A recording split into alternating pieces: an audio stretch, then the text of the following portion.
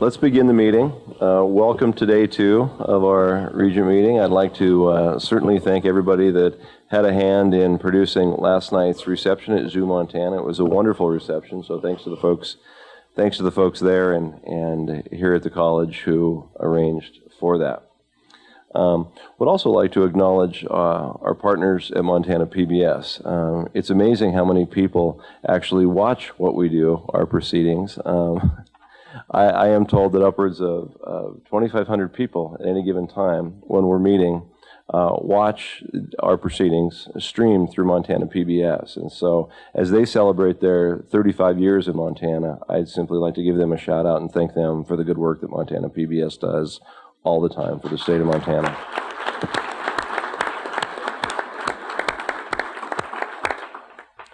We do have an additional introduction, and I would turn the floor over to President Engstrom. President Engstrom? Thank you, Mr. Chairman, members of the board. I'm pleased to introduce to you Jessica Weltman. Jessica, would you stand, please? Jessica is our new, she's back there under the screen. Jessica is our new Director of Equal Opportunity and Affirmative Action and our Title IX Coordinator. So she started this summer for us. She has a great background to address the issues facing all of our campuses, the issues of sexual assault.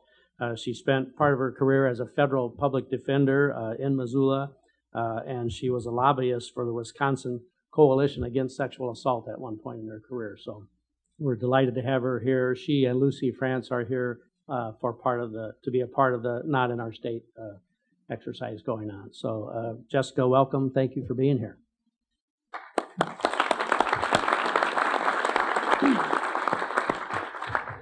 Welcome. We're now going to turn the...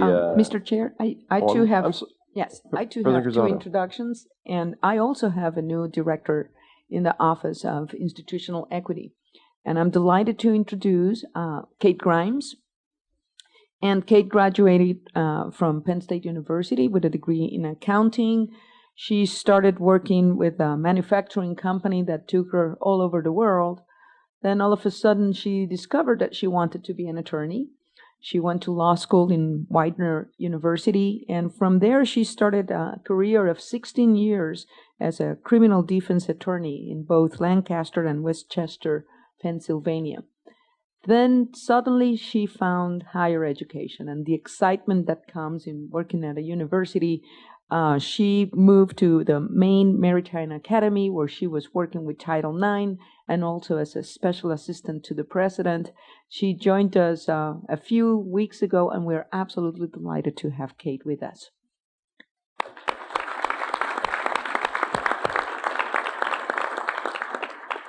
It is also my pleasure to introduce our new Vice President for Student Success, Chris Kearns.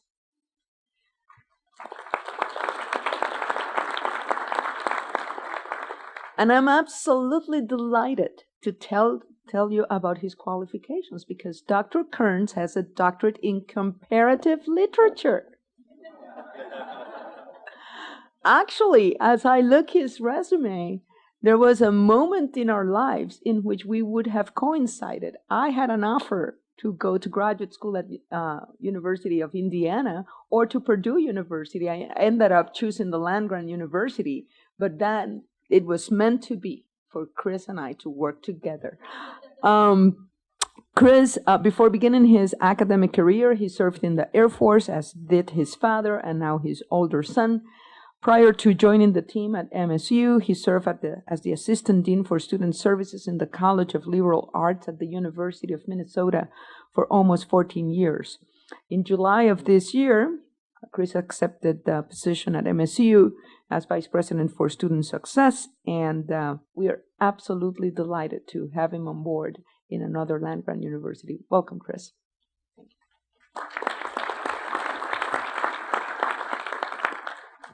Welcome to both of you, and thank you for being here.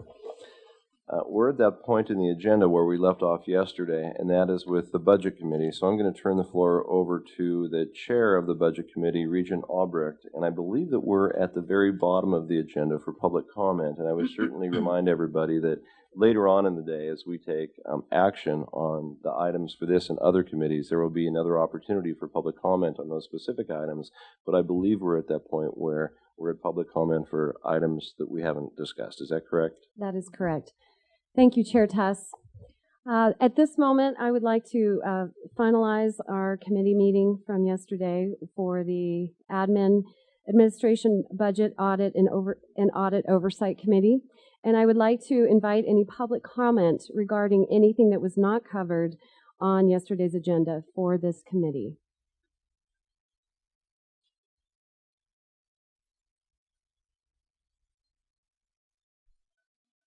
Good morning. I have some things for you.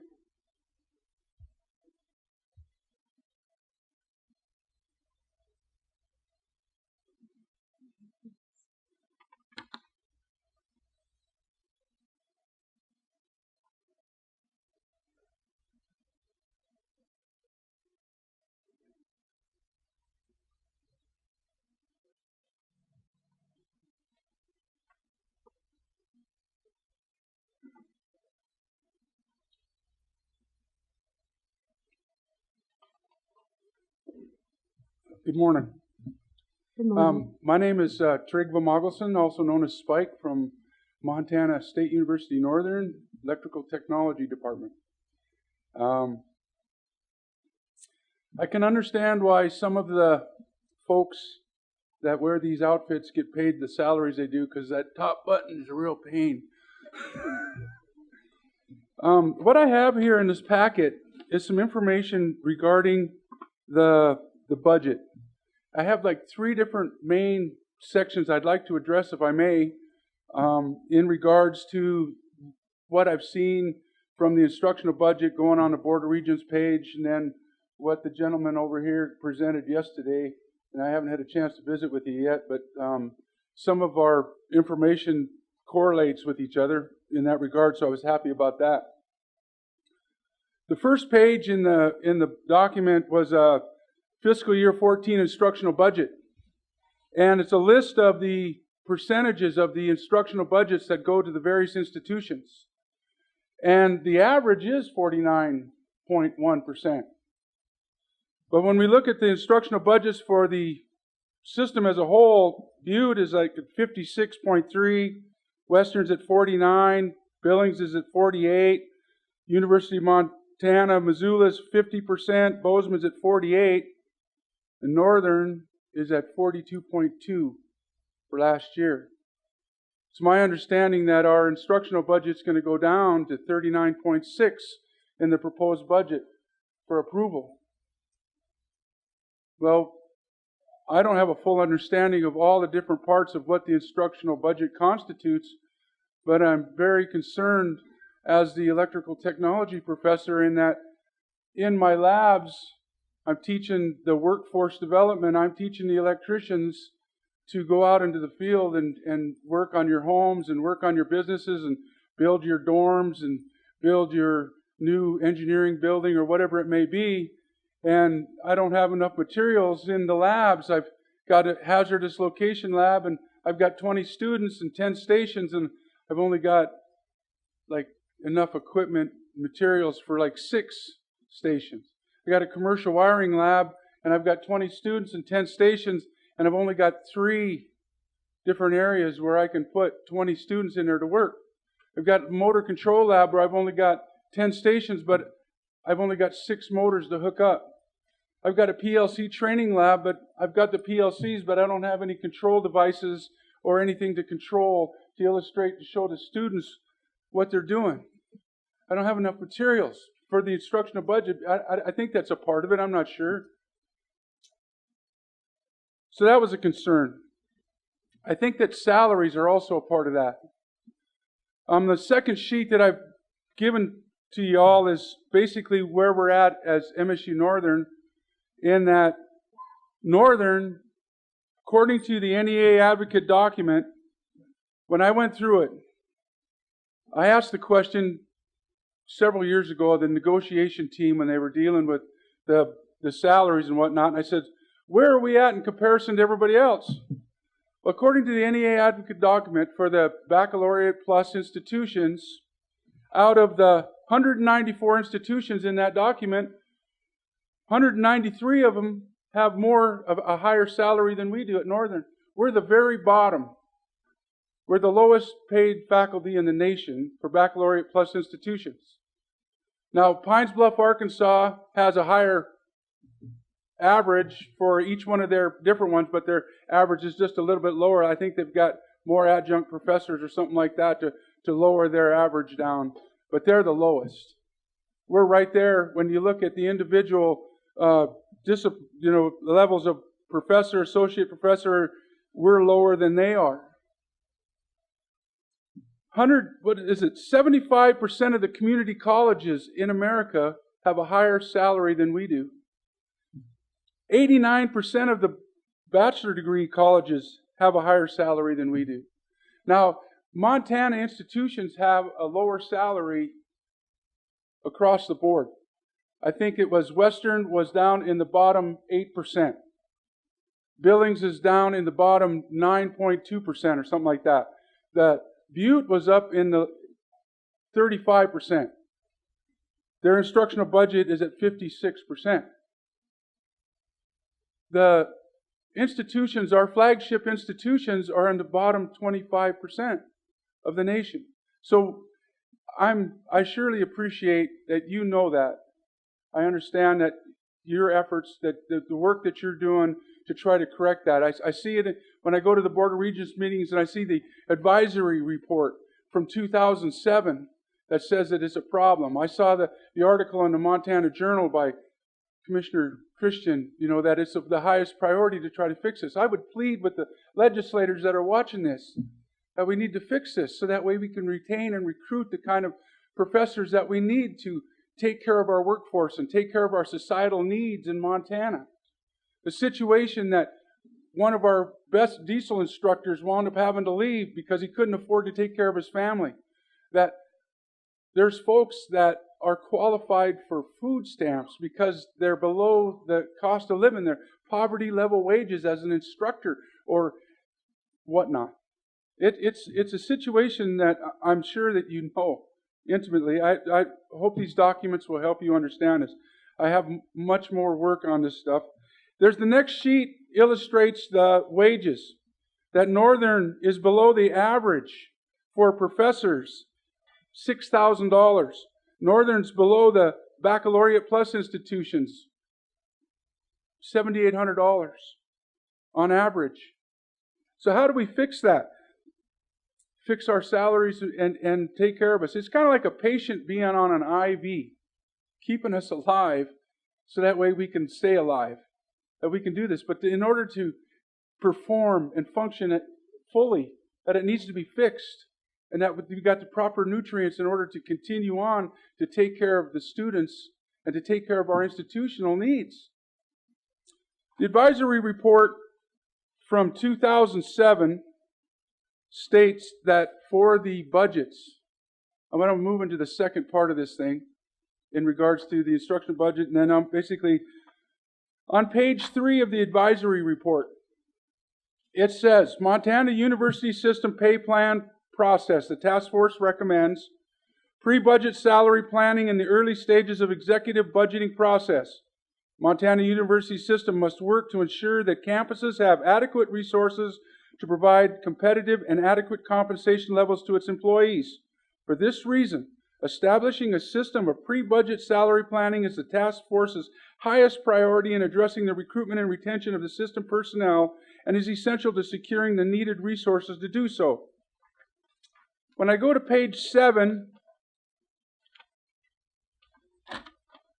all employee groups. For us as a faculty and as a union, and as a faculty senate and whatnot on campus, the task force therefore recommends that the Regents collect and consider specific compensation needs of the campuses in their budget development process, starting a full year prior to the governor's biennial budget submission, a full year before. The process for soliciting statements of salary needs throughout the system could vary from hearing or comment opportunities at public meetings, public discussions with campus executives, to submission of written statements or proposals for Regents consideration, or to the formal pre-budget deliberations with faculty and staff bargaining units. From my understanding on our campus, for this budget that's going to be submitted, that the faculty didn't get to participate. The Dean's Council didn't get to participate. The Provost's office didn't get to participate. We took a hit. I think there's some major concerns as far as, what we're dealing with, that the process for working on the budget. And one of my concerns as a citizen and as an alumni and as somebody that's kind of been paying attention since I was a student back in '98 on the Student Senate, when they came to us and they said the administrators were going to get a pay raise and then the faculty and the staff were going to be taken care of later, that the negotiation process only allows for us to negotiate as a union for our salaries after the legislature and the budgets have already been approved. But what's the part where we get to participate in the discussion prior to that happening?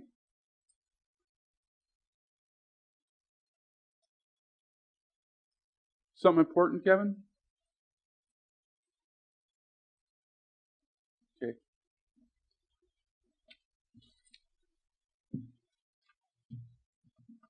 I wrote something down here. See if I can find it. Yes. I appreciate you taking the time and bringing this to our attention. We do have to move on in the agenda, and so if you could wrap up, that would be great, and so we can allow additional public comment. Yes. Respectfully. Yeah, sure. I wonder if that's the first time historically when somebody's been shut down on public comment. Don't know. But anyway, I just have one more thing, if you may allow me. Okay. I had a concern in regards to our grants. We get grants, and I heard some wonderful things, and I really, truly am amazed at the wonderful things that all y'all are doing in our university system. It's like first time I get to see all the different parts of this. The grants, the budgets for the grants, I noticed that a couple times when we did have a grant on our institution that after the grant ended, the program went away. And I'm kind of wondering what we do in the budgetary process to help sustain the programs that have been started in order to keep that going.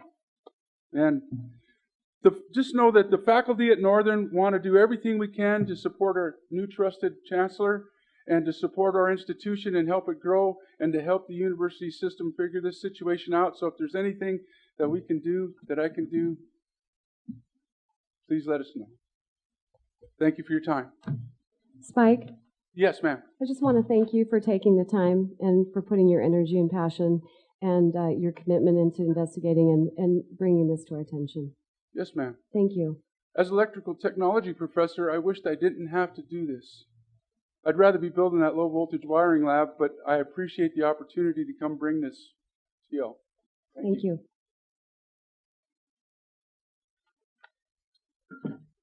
Good morning, Madam Chair, members of the Regents. My name is Marco Farrow. I'm from MEMFT. I'm Director of Public Policy, and I'm here to talk a little bit about, I usually come to you this time and talk about the current unrestricted budget and the faculty's portion of that, and I'm not going to do that. I mean, you know it. You can hear the frustration that folks have. And these are folks really that seriously are embedded in these institutions. They care about them. They care deeply about them. What they're asking for is to be part of the discussion when the priorities are set. The priorities for the very institutions that many of them have spent their lives in, their academic lives in. And so you received a letter from my president, our president, Eric Fever. We addressed it to Chairman Tuss, and we copied all of you.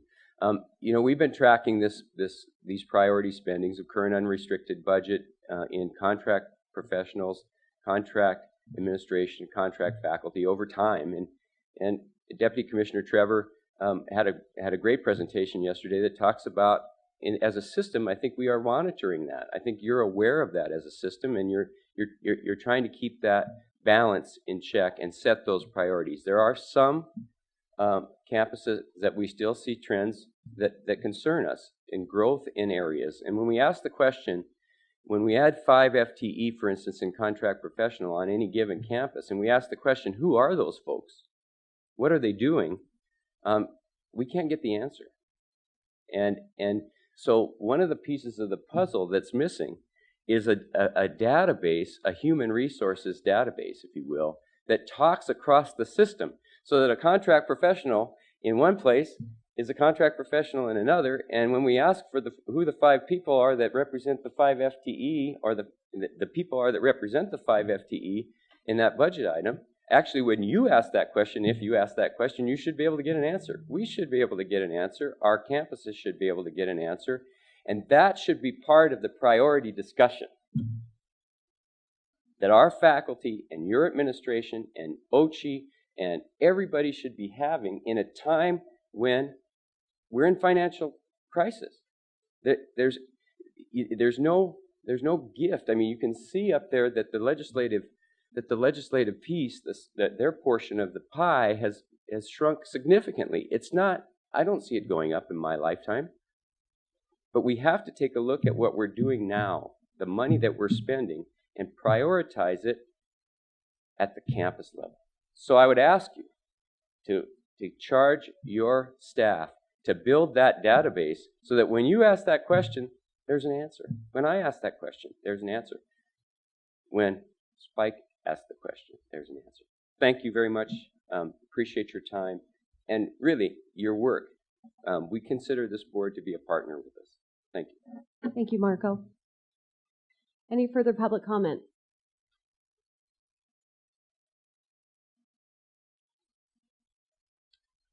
Good morning, Madam Chair, members of the board. My name is David Shively. I'm a faculty member at the University of Montana, professor of geography, the president of the University Faculty Association, and I am the chair of CUF, which is an MEA-MFT committee, the Coalition of Union Faculty. I just wanted to express some support for what Mr. Magelson was expressing in terms of some frustration that some faculty have about their ability to participate in the budgeting process at the different institutions. I wanted to inform the board that on my campus at UM, our faculty and administration have a strong tradition of shared governance, and that we have essentially a seat on the board as guaranteed through our CBA, a seat on the budgeting committee, and that we've partnered over the last number of years in dealing with some really difficult circumstances. And it's been a collaborative process, and it's been transparent for our faculty. And I would encourage the administrations at the other institutions to implement that kind of an approach. It will help to allay some of the frustrations that you're hearing about today. I think it's a very important thing for faculty and administration to collaboratively govern the institutions as much as possible. I also wanted to support what Mr. Farrow was discussing. I think the data that Mr. Trevor presented yesterday was really informative and informs, it essentially represents an essential first step in looking at how the unrestricted budgets on the various campuses and in the system as a whole are configured, but we need to dig a little bit deeper and understand the configuration of the various positions across the campuses so that we can understand the role of the contract professionals and contract administration and even classified staff. We need to know, are the apples apples or the apples oranges, and so on and so forth. It helps us to understand how those budgets work. I also wanted to mention to you that on my campus, I've worked with Vice President Reed's office and staff in analyzing some Coupa data to understand how it is that our faculty salaries are configured relative to comparator institutions. And we have some data and some good analysis. Deputy Commissioner McCrae and I have had some conversation about that. I've shared the data with both he and with Chairman Tuss, and would like to bring that to you in November to talk about how on our individual campuses we can engage in such a study. It doesn't require a tremendous outlay of resources to understand how it is that our individual institutions are situated relative to the national marketplace. And I think it'll be an informative and revealing exercise. And so I hope to bring some of that information to you in November, and I will be in contact so that we can get on the agenda and have a discussion about faculty salaries. So I thank you for your time. Be happy to entertain any questions. Thank you, Dave. Thank you, Appreciate it. Madam Chair. Any further public comment? Public comment? Seeing none, I would like to ask the committee if they are comfortable moving this to the action item agenda later this morning. My member of the committee, Bill Johnston. I am the committee, I guess, right? Yes. I am comfortable. I appreciate the comments. This is my first opportunity to participate in the budget process. I share some of the perspectives that have been voiced in the public comments about the need to work on the budgetary process earlier. From my perspective, with respect to this budget, I do think this budget is largely consistent with our strategic plan. But I think the area where we've got work to do is in the area that we've just heard from, and that is in terms of faculty compensation. My view is that there's probably a number of ways to approach that. I run a business that's about the same size as this business, so I'm used to resource allocation issues. You can increase prices or you can reduce expenses in the end. And I think we've, as was commented on, I think it'll be challenging to significantly increase resources from the legislature or from tuition. So I think we have to look at ways and means of running the business more efficiently. And in the coming months, as we work on this next biennial budget, that will be one of my focuses. Thank you, Regent Johnstone. And thank you for the public comment. I will now close the committee meeting and pass this back to you, Chair Tuss. Thank you, Regent Albrecht. We are now going to move into the Staff and Compensation Committee part of our agenda. Prior to doing that, I would like to welcome Steve York. Steve, thank you for joining us from the Office of Public Instruction. Superintendent Juneau could not be with us today, and you're here in her stead. Thank you for being here. It's my pleasure. Thank you.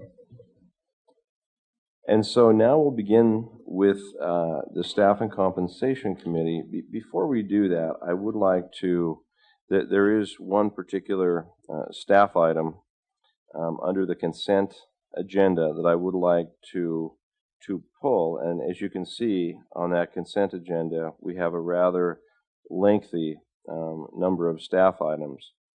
I would like to pull item X, the Chancellor Emeritus item, and I'd like to put that from consent under action today. And I'd like to begin this committee with action, if there is no objection from the board, so we can take care of this item up front. And why don't we begin doing that right now? And I believe that we have one or two individuals, and perhaps you can tee this up for us, President Cruzado. Yes, absolutely. Mr. Chair, members of the board, today is a special day in which we can recognize a great number of extraordinary individuals who are in the consent agenda. In front of you, you will have the names of faculty members who have devoted their entire lives to servicing the different campuses of the Montana University system. We also have an opportunity today to recognize an individual who has given his entire life to Montana State University, and I think that we have an unprecedented case here.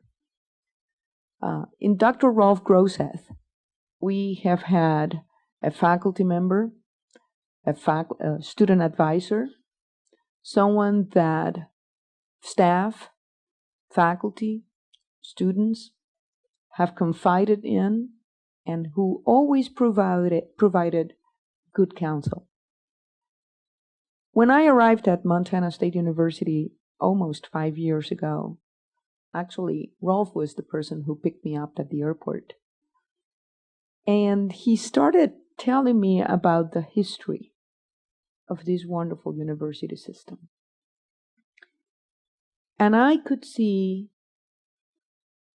many things in him, but I was particularly impressed by his love of the institution. And I say the institution with capital letters. By the time I arrived, Rolf had completed an interim appointment at MSU Northern. He had served at Montana State University in a different capacity, starting at the Office of Student Services and then moving to the President's office and serving as a liaison for all our campuses. And then he completed 2 years of service at MSU Northern. So once I was already at Montana State University, and a year later, Chancellor Ron Sexton from MSU Billings announced his departure and his retirement after 15 years of service, it was clear to me that I had in my team someone who I could send to Billings in order to continue moving this wonderful institution forward, and that was Rolf. And needless to say, Rolf was absolutely instrumental working with our then MSU Great Falls COT, today Great Falls College at MSU, in formulating a number of great programs that address the need of the industry, but also in making the transition from what was then known as the extension program of MSU Great Falls in Bozeman to what today we know as Gallatin College, MSU. That transition, that formulation of that vision would not have been possible without Rolf's active involvement. So this morning, it is my distinct pleasure to elevate to the consideration of the Board of Regents of the Montana State University the granting of the title of Chancellor Emeritus to Dr. Ralph Groseth, and I would like to ask if Rolf could step forward, and also if those individuals who have worked with Rolf in these different capacities can also join him for a presentation. Thank you. Madam President, perhaps what we can do is we can have the presentation following what I think will be a necessary vote on this particular agenda item. I agree. Thank you. I'm too excited. I can tell. Outstanding. And so we will be treating this agenda item as a committee of the whole rather than as a staff and comp committee amongst all of the Board of Regent members. And so do I hear a motion from a member of the board? So moved. You got it. There is a motion on the floor from Regent Williams. Is there discussion amongst board members? Discussion amongst board members? Seeing none, all in favor signify by saying aye. Aye. Aye. Opposed, no. Congratulations.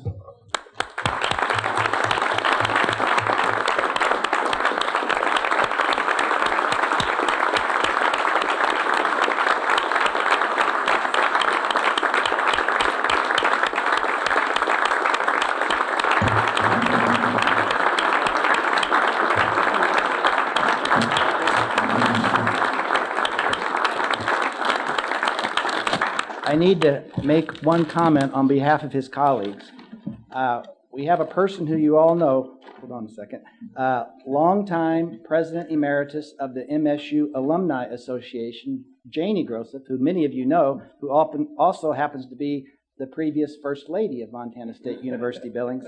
She conspired in a wonderful way, and it just so happens what she did was she took President Cruzado's comments and put those into this gift. So we wanted to make sure that Rolf knew this gift was a visualization of the comments that the President made this morning. So, best to you. I can't wait to open this. My wife is involved always in elegant conspiracies. So,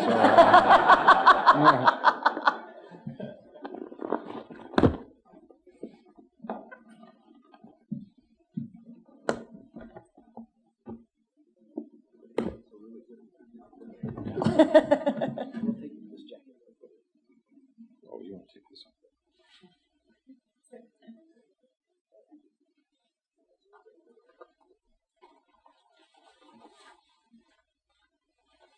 Well, here is a color which my wife has difficulty wearing, and had difficulty until she realized really these are northern colors. So I love that. And these then, oh, look at this. Oh, yeah. So this has...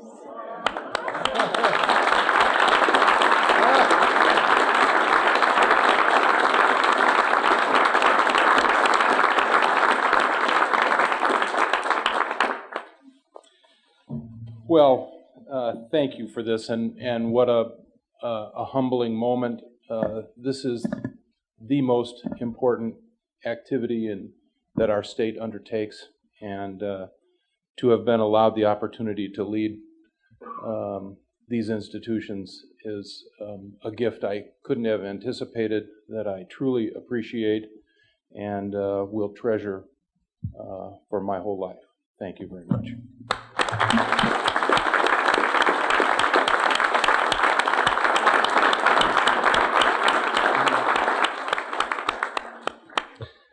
The parliamentarian to my left indicated that I probably should have called for public comment on this particular item, so I will do that at this point if anybody would like to comment about this particular agenda item.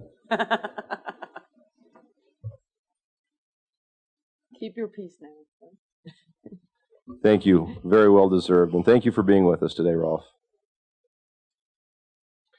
I am now going to turn the agenda over to Deputy Commissioner McRae. Thank you, Mr. Chairman, members of the committee. This agenda that you will be recommending and then the board will be voting on in many ways looks like a standard September agenda.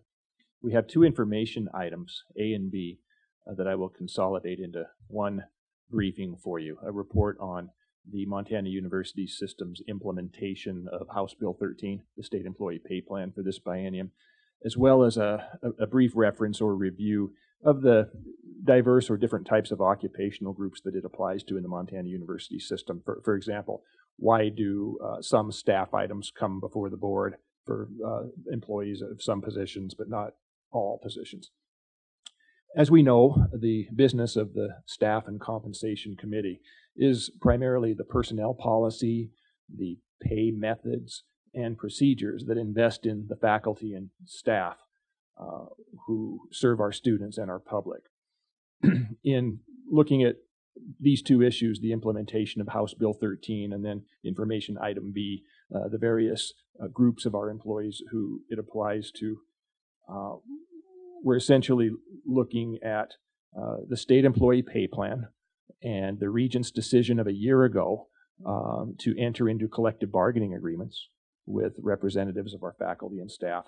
So ultimately, this is the second pay adjustment in the second year of the biennium as it applies to our 5,000 full-time equivalent employees who are funded by tuition and by state general funds, plus the approximately 3,600 additional full-time equivalent employees who are funded by auxiliary funds, grants, and other sources of revenue.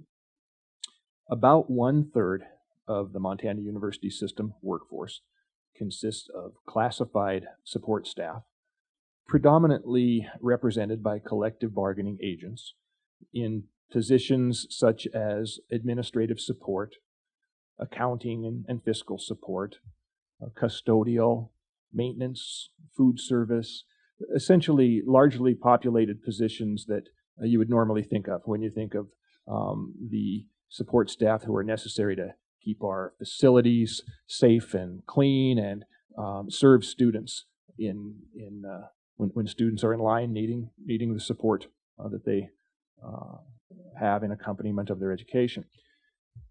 The contract renewals that are on the consent agenda include the same type of salary adjustments as the union contracts, the very same salary adjustments as the union contracts that the board has approved in the past year, and that also are in store for non-union support staff and contract professionals who do not appear on the agenda, because traditionally the board has chosen, when we enter into bargained agreements with our labor partners covering members of bargaining units, to extend similarly the same raise to other personnel throughout the system. So I mentioned the 1/3 of the workforce that is classified staff, primarily largely represented by bargaining agents. The other 2/3 of our workforce consists of contract faculty, contract professional, non-faculty positions, and contract administrative positions or employees. Of our contract employment workforce, the substantial majority are tenurable faculty and are largely represented by collective bargaining agents. The collective bargaining agreements that we've entered into over the past year that the board has approved provide for wage and salary adjustments last October 1st and this coming October 1st in the amount of 2.25% plus $250. And I'll give you a sort of a quick review of how House Bill 13 provided resources for raises of that amount, and the degree to which House Bill 13, the State Employee Pay Plan, covered raises for that amount. House Bill 13 for this biennium, the State Employee Pay Plan, appropriated to the university system about $23.6 million in general funds for the biennium. About $19.6 million of that $23.6 million is for personnel at the educational units of the university system, the campuses. The remainder went to public service and research agencies such as Extension, Ag Experiment, Bureau of Mines, Fire Services, and the Forestry and Conservation. And then, so about $2.1 million went to the agencies. About $1.2 million went to the community colleges, and about $700,000 to the agency that is the Office of the Commissioner of Higher Education. More than half of the $23.6 million that the university system received in an appropriation for the biennium goes to the statutorily mandated increase in the employer's contribution towards employee health insurance, which left less than half of the appropriation to fund wage and salary increases. The amount of the appropriation that was available for wage and salary increases would fund a pay raise of nearly 1.4% each year, about 1.38% each year of the biennium.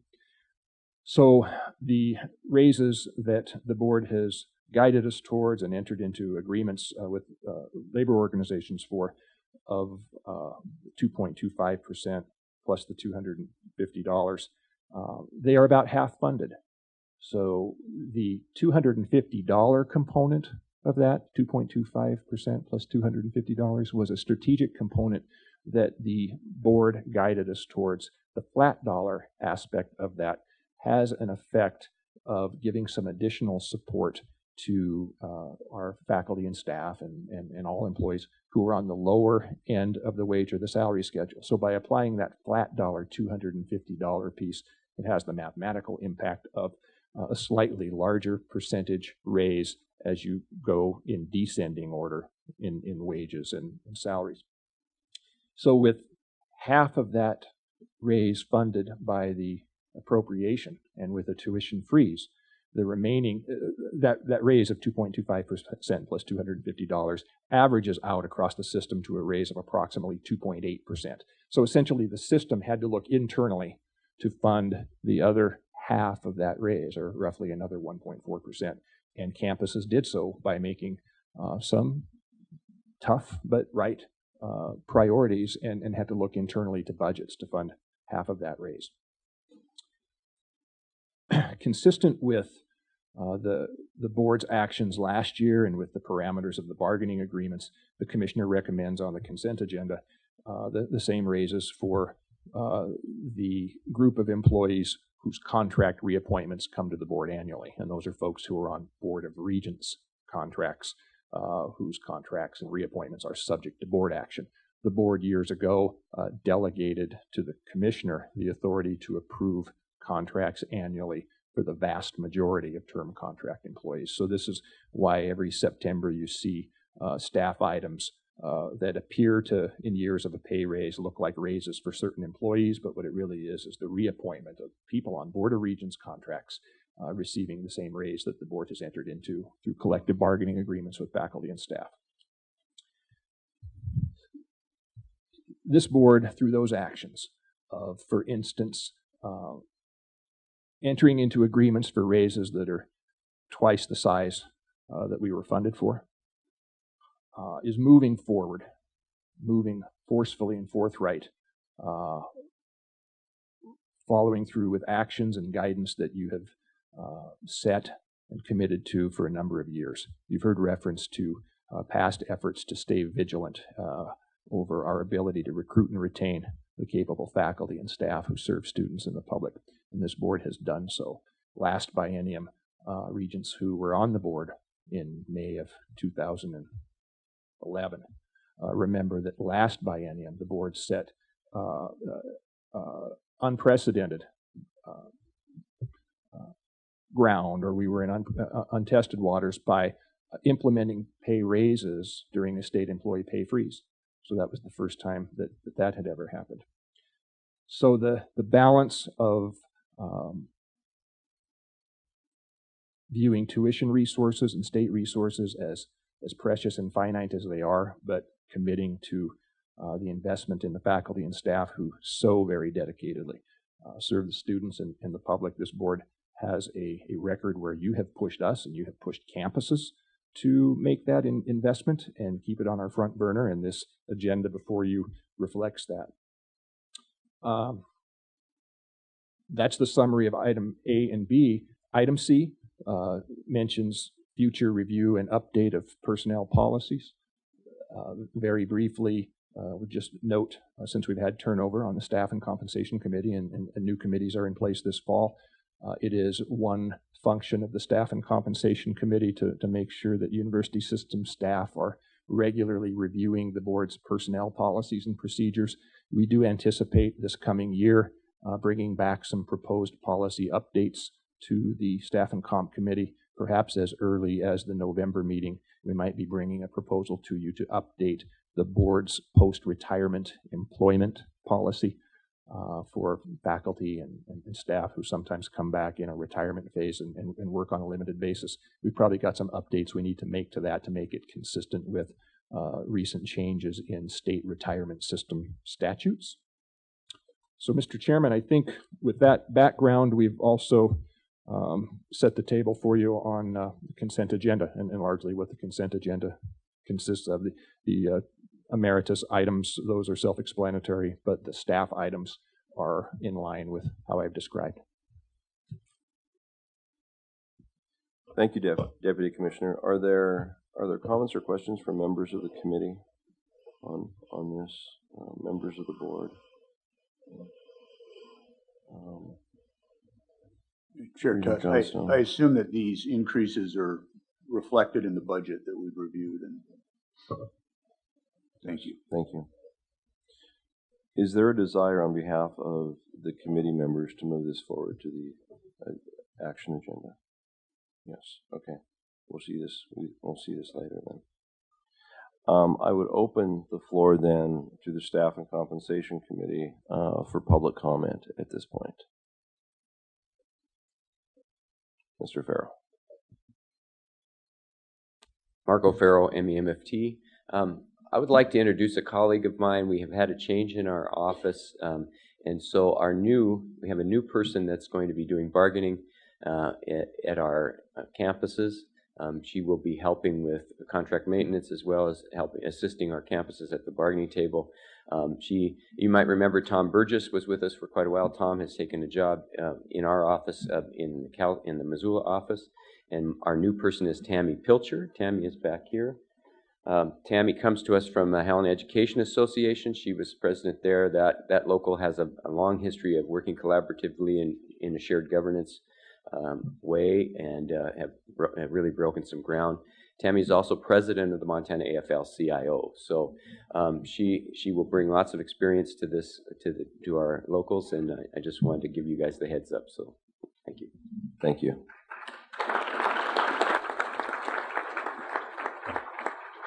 Thank you and welcome. Further public comment? Further public comment? Further public comment? Seeing none. Chair Tess, Yes. excuse me. I would just like to note that, and I'm sorry, I apologize, Spike, I don't know your last name. I'd like to appropriately. I just wanted to note that he also provided information that we would be appropriate to be considered within this committee, and it is noted for staff and compensation information item that was provided earlier. Thank you, Regent Albrecht. Thank you. I guess I do have one thing. I took a study when I went to MSU Northern as a master electrician to go to college. It was 98. And so I went back and looked at the Board of Regents minutes for the salaries of the faculty, the highest paid faculty member, and also the chancellor and the provost, and what the commissioner of higher education and the president of Bozeman, what their salaries were. I noticed that the highest paid faculty member at Northern, that the chancellor made like 2.1 times greater salary than what they did. And the provost was like 1.6. And the president of Bozeman was getting like 2.67 times. I think there's a chart in there. I gave that to you in that packet. And as it goes down the trail from 98 to 2014, the chancellor's salary went up like 2.6 times, from 2.1 to 2.6. And from my understanding of the research that I did, that the chancellor's salary should be like 75 to 90% of what the president of the institution gets, and the commissioner gets 105% of what the presidents of the flagships get in that regard. And so taking a look at that the presidents of the flagship institutions, their salary went from 2.6 times greater from 98 to 2014, it went up to 4.5 times greater than the highest paid faculty member. Quite a significant jump in regards to what happens to salaries administratively versus what's happened institutionally, systemically to the faculty. Now,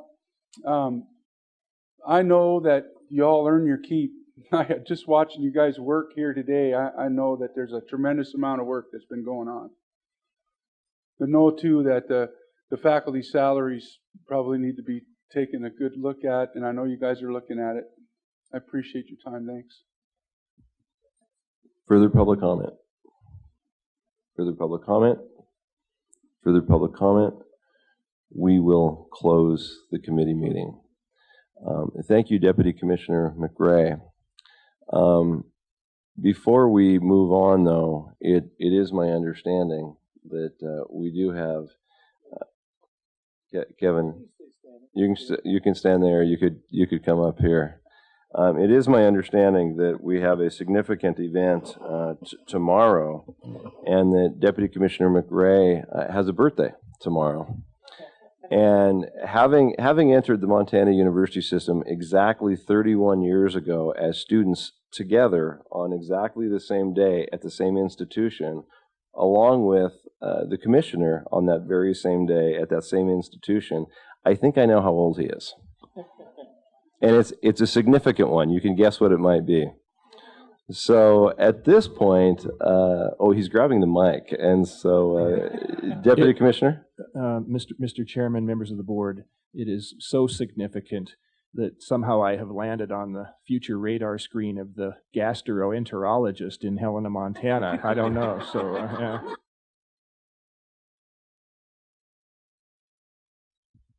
As my 14-year-old would say, TMI.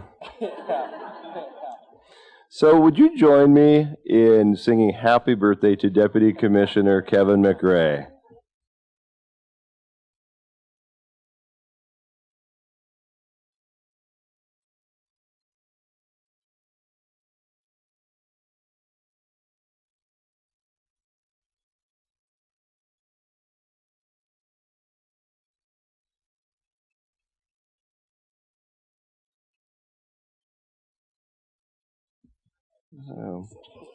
And now we will move on, and I'm not sure where we are in this agenda at this point.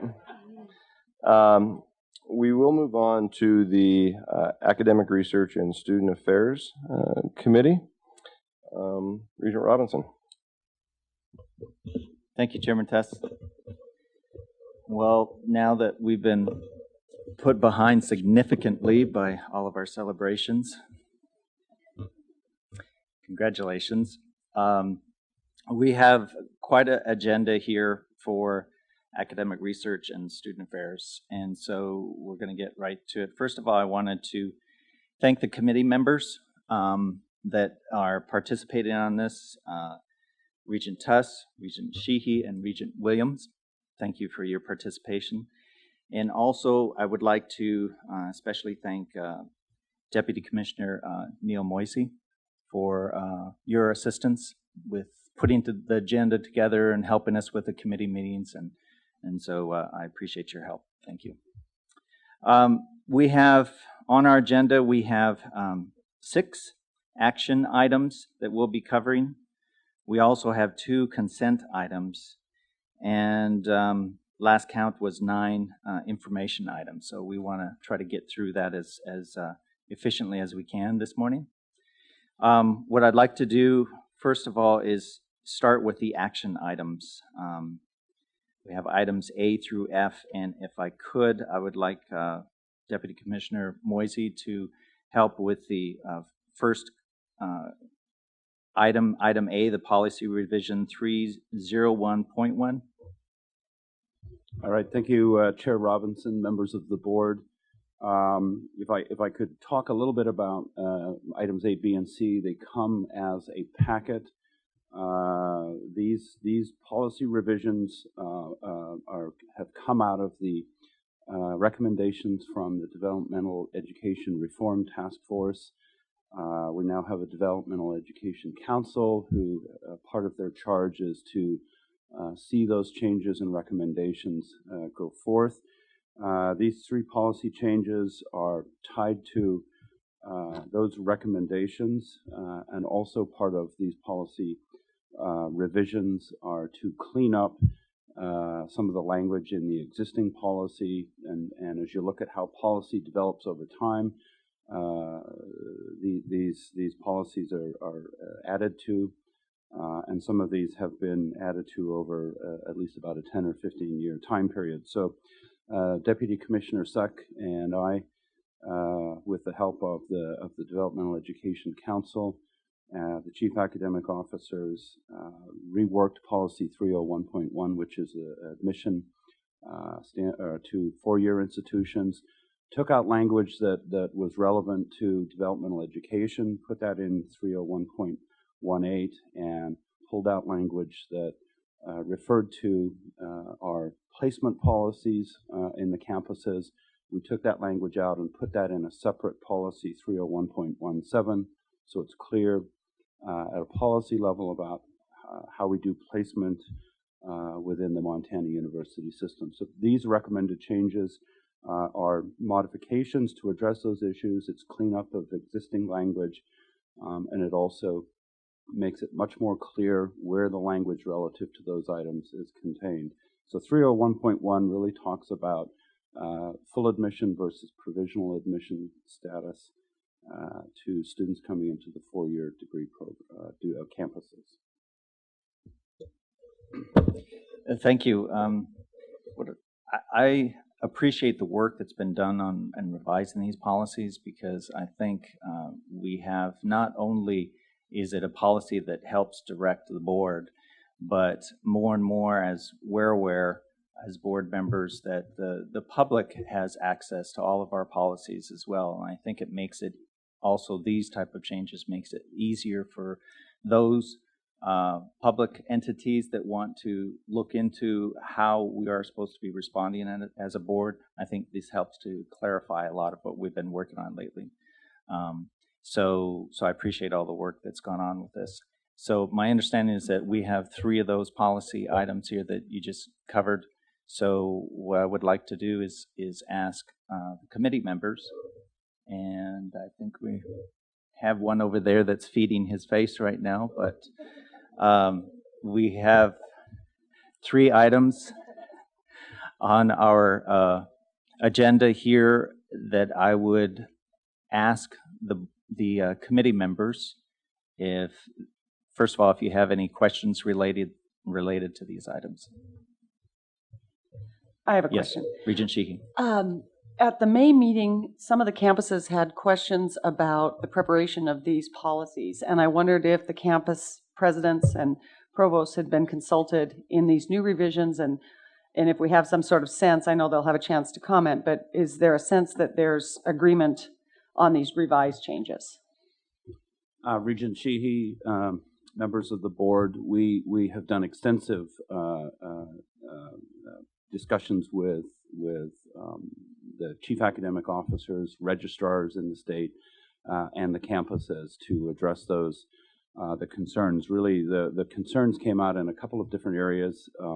One is there's a general understanding that we need to get students into we need to accurately place them into developmental education courses. We need to be able to get students in those courses as soon as possible, and to get them to complete the credit-bearing courses, whether that's a math or a composition courses. There's general agreement on that.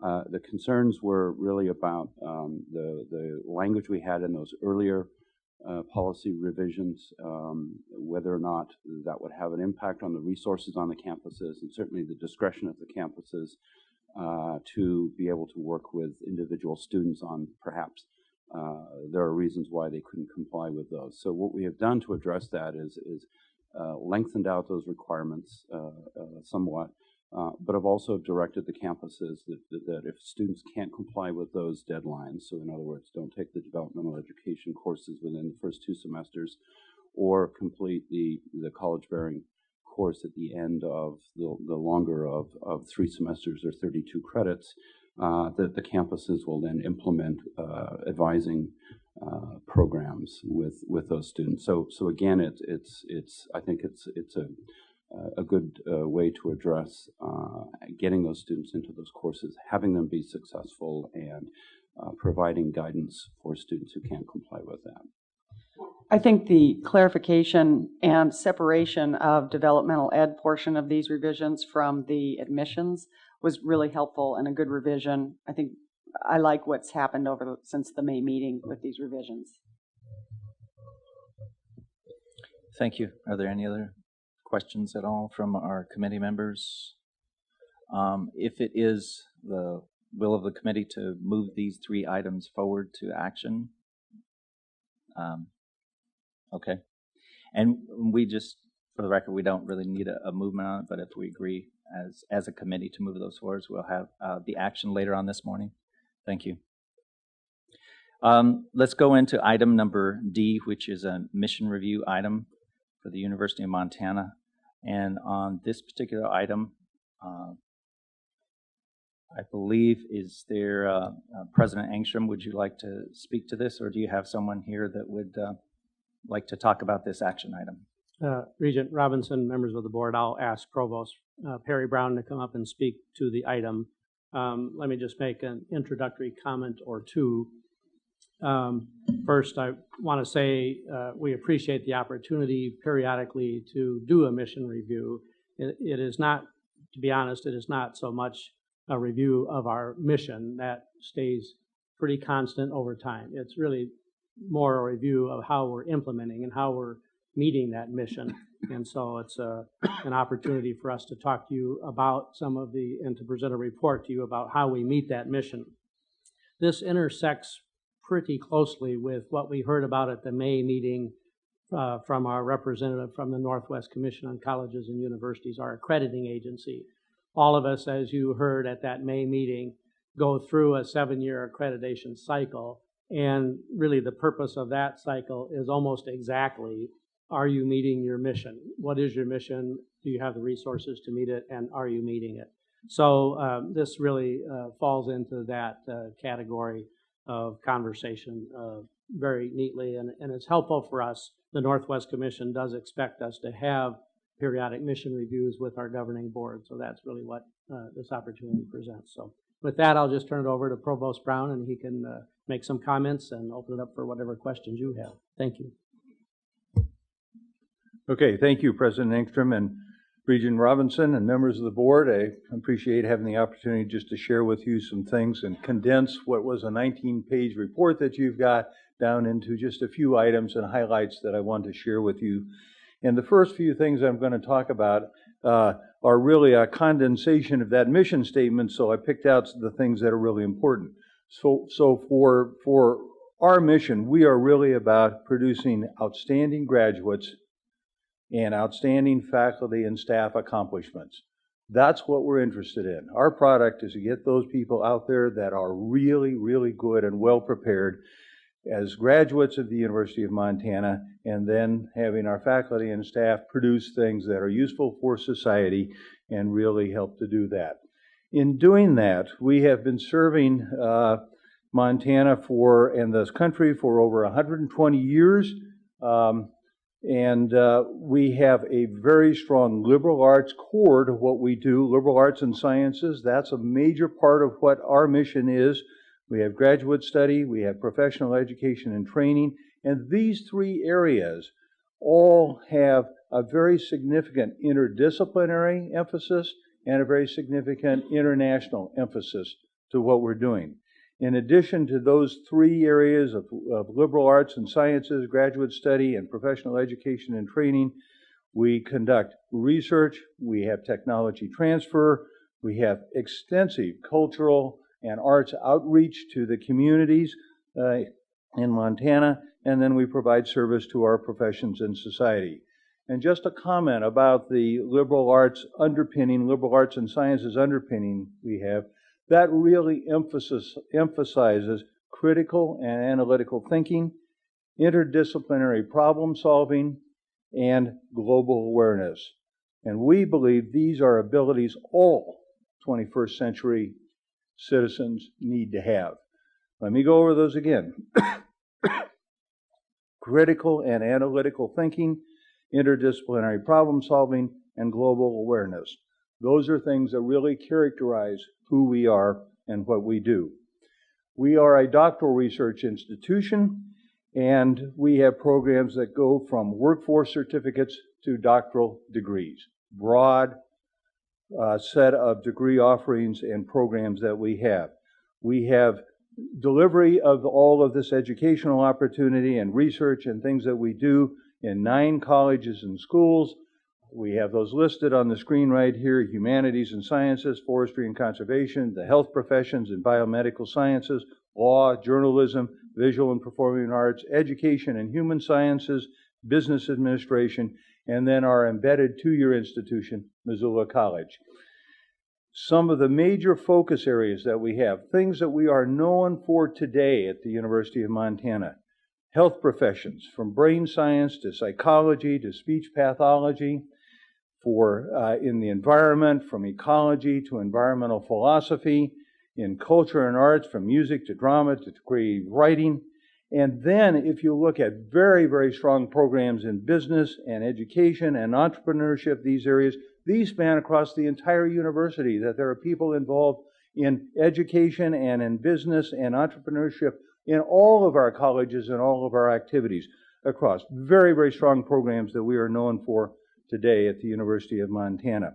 And then we have underpinning all of this 4 essential values that we have shared with the Northwest Commission, that are part of our strategic plan, that really guide what we do on a day-to-day basis completely across the University of Montana. Leadership.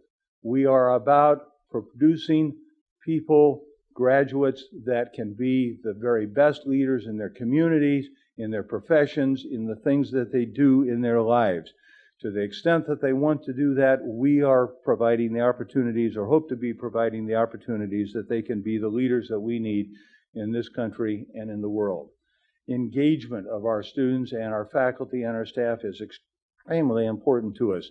And that's engagement in their learning experiences, engagement in their community, engagement in research opportunities, engagement in study abroad activities. Whatever it happens to be as a passion that they have, we are about those people being engaged. And so there's a lot of engagement in the classroom. There's a lot of engagement in the field when they're out on field trips and things like that. But there's engagement in civic engagement in the community. There's engagement in educational processes widespread. And we're about that. Diversity is a core value that we have. And that's diversity in many, many different ways. We often think of the ethnic diversity that is so important to all of us.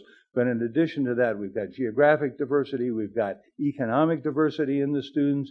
We've got different life experiences and different worldviews that we want to have as part of bringing these students along, of sharing ideas and sharing notions about how the world works, how their profession might work, and things like that. So we want to have a broad view of diversity is very important to us.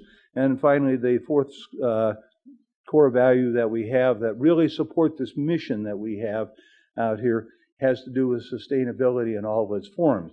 We often hear the word sustainability and we think of the environment, but in fact sustainability has to do with social and cultural things. It has to do with financial things. It has to do with a broad set of things that underlie this, and we want our students to really have some understanding about that as well. And so even, I shouldn't say even in this way, but one of the new things that we have is we have a sustainability curriculum in the business school right now, because that's happened because those financial and organizational things about sustainability are just as important as other components of sustainability. When we put together our strategic plan, and at the same time we were putting our first year report together for the Northwest Commission on accreditation, we developed a set of core themes that the Northwest Commission required. And then in the strategic plan, we called those our strategic issues for the University of Montana. The same words, the same definitions, the same themes throughout. And we have 5 of those. The first one is no mistake being first on our list. It's what we call partnering for student success. That means we're about helping those students really achieve those dreams that they have and living those so that we can graduate the very, very best leaders and educated people we can possibly do. We want them to be successful. We have our Partnering for Student Success theme that we're moving on, bringing the resources of the university together and really the resources of the community together so that we can help these students achieve those goals that they have. Our second theme is education for the global century. This global century is very different than the one I grew up in. And I think you all would acknowledge that, at least if you're a little bit older like I am, you're going to acknowledge this one is a very different century. I mean, we look at the communications, we look at the analytical ability, we look at the travel kinds of almost instantaneously. When I can be in Tokyo in 10 hours and be there and engaged in things, it's a very different world than that. And our students need to have an education and a curriculum that really prepares them for that, and that's what we're about. Our third one, Discovery and Creativity for Montana and the World, talks about research, talks about creative scholarship, talks about graduate education, and really supplying the economic development opportunities and the technology transfer opportunities and the new knowledge for classrooms and things like that, new technologies and things, and that's an extremely important part of what we do at the University of Montana. The fourth one is really a huge, huge bucket, I guess I would call it, dynamic learning environment. We are about trying to produce the finest learning environment we can for these students and for the faculty and for the staff that we have at the University of Montana. Lots of components. Has to do with the personnel that we have, the faculty we're able to hire. Has to do with the kinds of students that we bring into the university and have there to serve. Has to do with the kinds of infrastructure and facilities that we have. It has to do with the ambience of this campus and the culture that's developed at it, and the athletics and the cultural arts and arts kinds of things and the things that make it. And it has to do with the community in which we live and how all these fit together to create this great learning environment for us. And then the fifth one of those core themes is what we call the Planning Assessment Continuum. It's an operational theme. It says how we are going to behave in a fairly transparent way, how we are going to go through processes that people understand, how we work on our shared governance system, how we work in terms of planning, budgeting, implementation, assessment, planning, budgeting, implementation, assessment. These things interact, of course, and it's not all just cyclical, but in fact it works in a basic cycle there of planning, budgeting, implementation, assessment, and keeping that going. And so that's our fifth one. So we have those things that underpin providing this really high quality education founded on the things that I talked about at the very beginning of this talk of the liberal arts and sciences, graduate education, professional education, research, and the other things in the outreach kinds of activities. So let me just give you a little bit, because the report asked for this, a little bit of the sort of enrollment highlights. There's not a lot of those I want to share with you, but I think you all know in 2012 we had the highest enrollment we had ever had. So that was the high point thing. And then, of course, that was at a time of some significant issues and discussion that went nationwide for us. And in 2013 and 2014, we had some reduction, and we had smaller entering classes at that time. I would tell you now, for academic year 2015, we have the largest entering class of freshmen and transfers that we've had in 3 years, which means that there's, at least at the beginning now of the pipeline, there's a larger group, but we still have 2 small classes, maybe 3 small classes, working their way through that system. But the future looks pretty good because things are on the upswing in that particular area. We have an extremely high quality class right now. We have the largest and record numbers of people in the Davidson Honors College that we have ever had. And so that should make at least people associated with the Davidson very happy, but we're very happy about it as well, because that's good. We have a huge influx of new international students on campus that really helps with the diversity part of this whole thing, the worldview, the ideas, the world experiences that different people have. So just in this entering class, we have about a 40% increase in the entering class. That's pretty good. We went from about 160 to well over 225 new international students at the university. Now, just some real quick highlights that sort of are external indicators of how well we're fulfilling this mission that has been set out for excellence.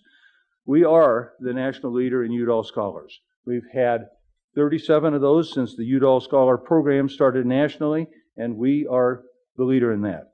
Among those students who apply for Fulbright things, the applicants there, about 50% year after year of our students are successful in being accepted in that program. The national average is about 15%. Greater than 60% of our med school acceptance, our applicants are accepted into the med school of choice. National average is about 40%. And I chose 60% because we haven't been lower than that in a number of years. We've been higher in several, but at least that many. We are, according to U.S. News and World Report, a top 200 national university. According to the Shanghai list, we are in the top 500 international universities.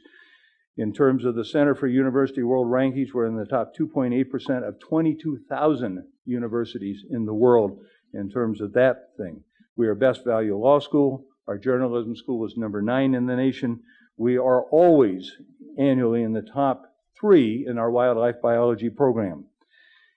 In the areas of ecology and conservation biology, when measured on a per capita basis, per capita of faculty, we are the number 1 program in the United States in productivity, more than anybody else. Now, if you take away the per capita part of it, University of California, Davis is number 1, but they got a lot more people to do this work than we have. So our people are very, very productive. It's a wonderful place to be.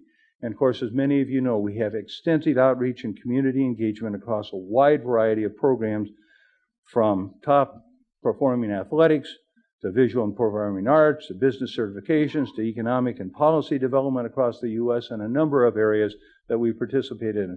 All of these are sort of external validation that we are making fulfillment of this mission that we have. And people are telling us, you know, you're on the right path. You certainly can do better, but we're moving that. The last thing that I want to, well, last 2 things I want to mention there. Certainly we have extensive collaborations with the Montana University System initiatives. I've told Neil he's got enough initiatives right now. We're collaborating in a lot of those things, but it's important that we're participants in those things. We have nice collaboration with our Montana tribal colleges. In fact, just last Friday, we had the tribal presidents on campus, and we had a really vigorous and exciting discussion with them about things that we can do together and how we can continue to advance work with the tribal colleges in this state. We have collaborations with other Rocky Mountain and Pacific Northwest universities from Washington State and Idaho, and our friends at Montana State and at Utah State and Wyoming and Colorado State. We have a lot of collaborations there. I would just point out a couple of consortia that we happen to be involved in that are just examples of things that we're doing. Again, some validation of good things going on at the University of Montana. In this Minerva project, an astronomy consortium, we're in that consortium with Caltech, Penn State, Harvard, and the University of New South Wales in Australia. Not bad company. These are people that are looking for exoplanets out there. Really exciting kinds of stuff. And students are engaged in this in a big way. Really fun. Another one that we're involved in that shows the collaboration with other people is the Rocky Mountain Cooperative Ecosystem Studies Unit, which we happen to host. And we have partners in many university partners in 6 states and 1 Canadian province in that, plus about 9 or 10 federal agencies are partners with us in that consortium. So there are these kinds of collaborations that really enhance what we're able to provide the students at the University of Montana in terms of working with people from a large number of other places. We're also involved in international consortia and other universities on every continent. Now, I have to be a little careful there. We have a little things that have gone on in Antarctica. There's not other universities there, though. But, you know, we've all been there. But on all the 6 other continents, we have pretty extensive collaborative opportunities. The last thing that I want to say is that, you know, we are, as you know, accredited by the Northwest Commission on Colleges and Universities. We just recently received our report from them and their acceptance of our 3rd year report. In the 7-year cycle, we've got a 1st-year report, a 3rd-year report, and a 7-year report. We received that back. We had only one recommendation. It was a wonderful report, one recommendation. It's one that every university gets, and that is continue to work on and improve the things that you're doing in an assessment. That was the only recommendation they made to us. It was a wonderful report because they recognize some very favorable things are going on. And when I'm done, I may call on President Engstrom just to make one comment about something we're going to do with them. Is that right? No? Maybe not. Anyway, so we're working with them because they like what we're doing and how we're doing it right now, and so that's been very good. I'd also say that we have a lot of disciplinary accreditations going on right now, and some very good disciplinary accreditation, a wide variety of areas: business and forestry and education, law, communicative sciences and disorders, pharmacy, music, art. All these people are accredited, and usually those are very, very favorable reports. So with that, I will quit talking. I just wanted to overview what was in that 19-page document very quickly for you, and that's just some of the highlights out of there. So thank you very much for the opportunity, Mr. Chairman. Thank you, Provost Brown, and thank you for your enthusiastic report. This is important stuff, and I can tell that you carry it that way. First of all, I wanted to ask President Engstrom, are there any other comments that you have? All right, thank you. This is something that I'm glad that we do as a board, and I'm glad that you've taken this on in this manner, because really what you do with this type of evaluation is set the tone throughout your whole institution, and you can tell it really focuses you on what exactly you do well and how can you do it better. I always tell people about that with mission and value, and when you really sit down and develop that, it embodies everything, and it certainly helps us as leaders as well. I think I just wanted to cover again, even though you have the values, which is leadership, engagement, diversity, and sustainability, you can see that in how the University of Montana operates, and including the leadership. And so we thank you for being examples and for embodying that within the system. Thank you. What I'd like to do is move on to actually, before we do, I'd like to ask our committee members, do we have any questions at all related to item D? All right, thank you very much. If it's the will of the committee, shall we move this forward to action later on this morning? Okay, thank you. Let's move on to item E, the mission review for Montana State University. And for this, I'd like to turn it over to President Cruzado. Yes, Mr. Chair and members of the board, for our mission review, I would like to call to the podium Provost Martha Potvin, who has been working on this document along with a good number of our staff and faculty members at Montana State. Martha. Thank you, Chair Robinson, Regents, for the opportunity to address you today and tell you about some of the exciting things we go on to build on what Dr. Cruzado talked about yesterday. Our statement of mission is that Montana State University, the state's land-grant institution, educates students, creates knowledge and art, and serves communities by integrating learning, discovery, and engagement. The panels here on this slide represent the goals of our strategic plan: learning, discovery, engagement, integration, access, and stewardship. Our strategic plan is aligned with our mission very closely, and it resulted from an 18-month process where we involved over 200 individuals and many open sessions, public forums. You may hear on our campus that we cherish our Carnegie classification. The Carnegie Foundation for Advancement of Teaching was founded by Andrew Carnegie in 1905 and chartered in 1906 by an act of Congress to improve teaching and learning. That organization developed the Carnegie classification to support research and policy analysis. All accredited institutions, universities, and colleges across the country are part of this classification, and it uses empirical data from IPEDS, the National Science Foundation, and the College Board. MSU is classified as a 4-year public institution with a very high undergraduate enrollment profile, and basically a research university with very high research activity. And we applied for and received an elective classification of being an engaged campus, so for community engagement. There are only 108 institutions in the country that have a very high research classification. And of those, there are only 3 that have a very high undergraduate research profile. Of those 3, there's only 1 that has the engagement classification. So we're unique, and we very much treasure and value that classification and want to preserve and build upon it.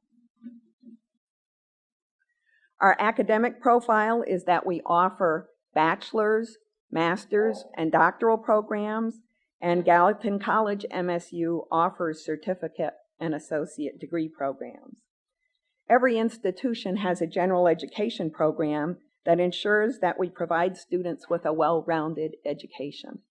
Our program is Core 2.0. It was created about 10 years ago, and one of its highlights is that we were the first public institution in the country that has a research requirement for every undergraduate student. And we complement it with inquiry courses in the arts, the humanities, the natural, and social sciences.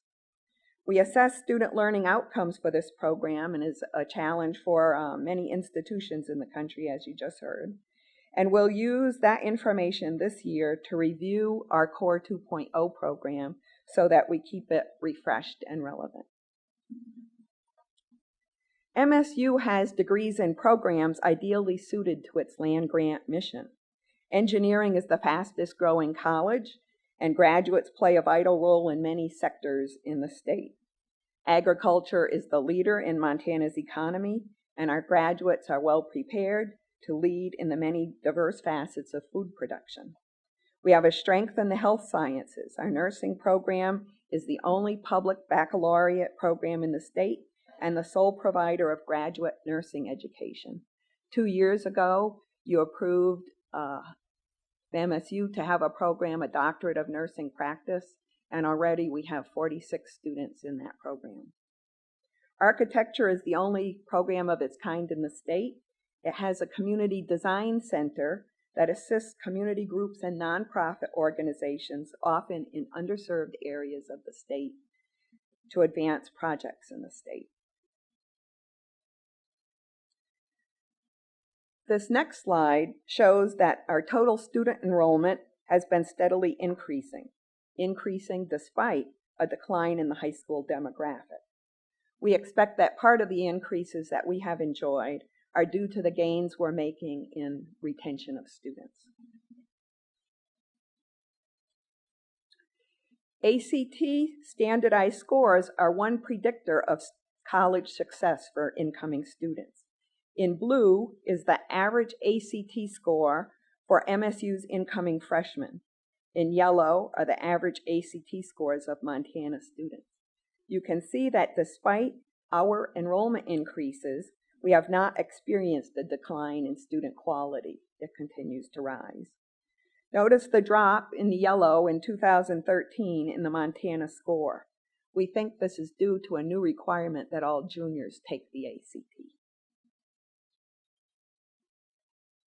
Yesterday, President Cruzado discussed MSU's investments in retention and graduation.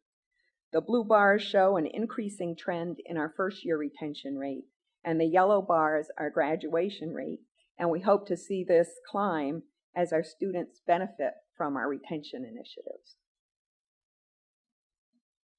You also heard yesterday about our investment in new faculty lines in response to enrollment growth. You can see here that our total instructional capacity has been increased to keep up with that growth in enrollment. We have also invested in growing our online offerings and ability to serve students across the state. The blue bars show our growth in online credits, and the yellow line shows our growth in online courses. Although you can capture a lecture on video and post it to the web or put it online, it's not how students learn best.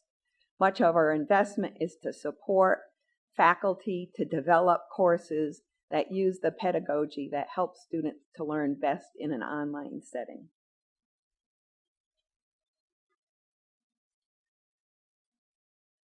Next slide, please. Oh, that's fine. Also contributing to our success is the growth of Gallatin College MSU. Dean Bob Hyatella has done a nice job in bringing on both workforce and academic programs that are needed in our region. The second part of our mission is discovery. I included this graphic simply to show you the diversity of our sources of competitive external research funding. A diverse portfolio provides a strong base and one that's more resistant to fluctuations in a particular granting agency. Last year, our total expenditures for research were almost $110 million. Also last year, of the 1,200 proposals that were submitted, about 40% of them were funded. That's twice the national average in terms of funding. The third part of our mission is engagement. One aspect is serving communities. With SCOPE, Student Community Outreach Project, organizers match students and communities on projects that combine outreach and student research. Our Jake Jabs College of Business and Entrepreneurship partners with local and regional businesses and nonprofits to offer students practical business experience. Our Office of Outreach and Engagement was recognized last year for involving a record number of students in the Compact Service Corps AmeriCorps program. Montana State University students provided more than 170,000 hours of primary and preventive healthcare services in the state. In Bioscience Montana, 4-Hers, teenagers, swab volleyballs for bacteria, track their dietary intake of omega-3 versus omega-6 compounds, and evaluated the healthiness of pet food. Part of this year-long experience, it's funded by the National Institutes of Health, and the project connects teens to scientific research, bioscience-related careers, and distance learning technologies. Education professor Ioana Karyuza received the G. Pritchie Smith Multicultural Educator of the Year Award for her scholarly commitment to teaching from a multicultural perspective, addressing multiple facets of diversity and setting an example of multicultural ideas and practices. The last part of our mission statement says we'll achieve our mission best by integrating all three parts: learning, discovery, and engagement. This last slide highlights some examples where integration is well established, where it crosses college and disciplinary boundaries, and where it is having an impact across our great state, our nation, and the world. Biomedical and health sciences, in partnership with other universities and in programs we have on our own campus, certainly makes an impact. Energy and materials is another area where we have lots of exciting research. Science and natural filmmaking is a program we're proud of that receives national awards. Optics and photonics is an area that has spun off 31 companies in Bozeman. And sustainable foods and bioenergy systems, we have Towns Harvest Garden, which is a great partner with community and agriculture. As you can see, MSU is an exciting place to be, and I'm excited to be part of that. Chair Robinson, Regents, thank you for this opportunity, and I'd welcome your questions.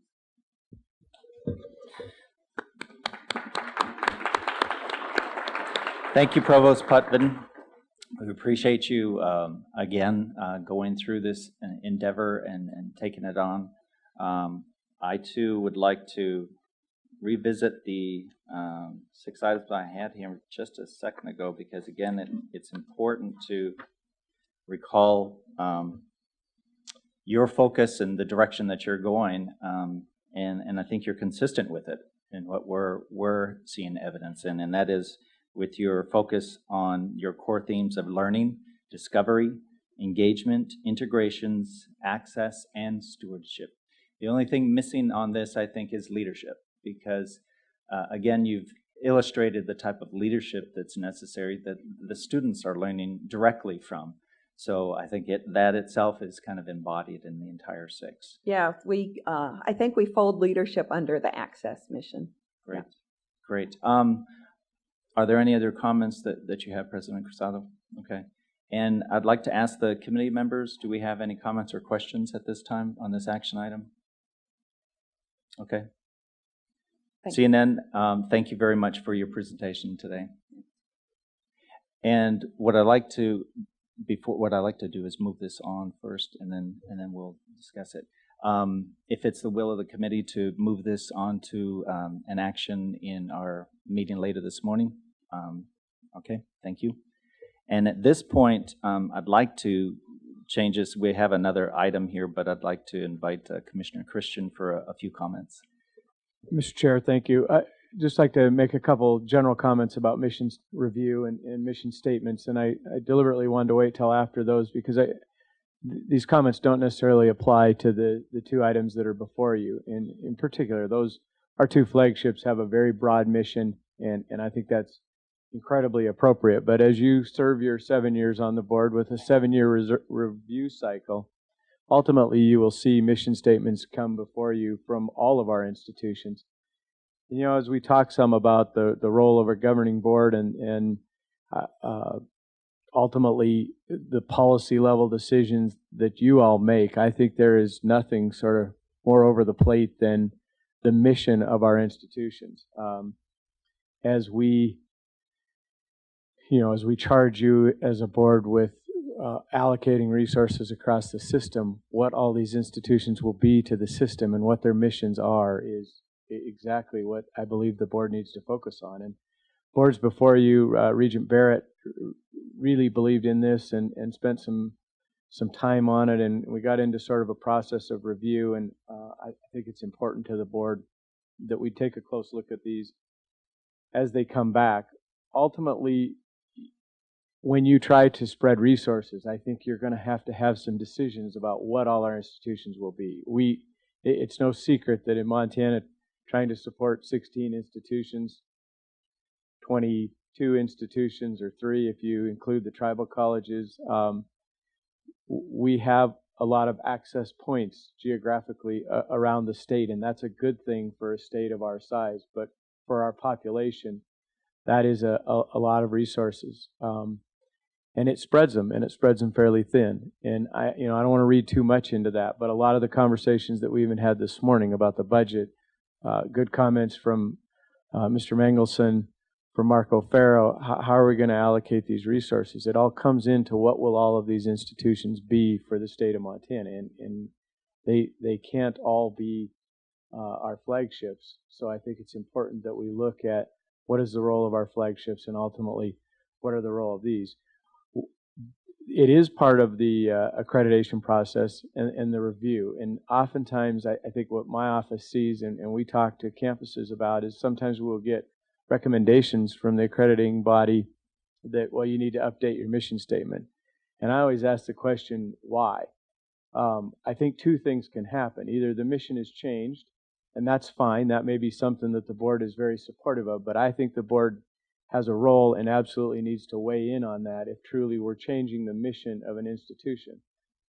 That's a board decision in my mind, and one that shouldn't be taken lightly, and one that we shouldn't just update the paper to meet with whatever's happening on the ground. That, I don't believe that's how it should work, because the second option is that the institution has drifted from their mission. And in that case, I'm not so sure that the document should be changed. I think the institutions probably need to get back in line with their mission. And so I give you those not in context with the items that you just heard, but just something to think about as these come before you in time. And I want everyone around the system to know, I think that is a critical decision that this board needs to look at every time a mission review comes forward, to know, are we changing the mission? If we are, can we afford to change the mission? Or are those institutions in line with it? So just food for thought as we move forward. Thank you, Mr. Chairman. Thank you, Mr. Commissioner. Pardon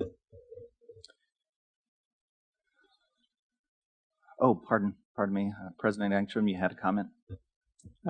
Yes, thank you, Regent Robinson, members of the board.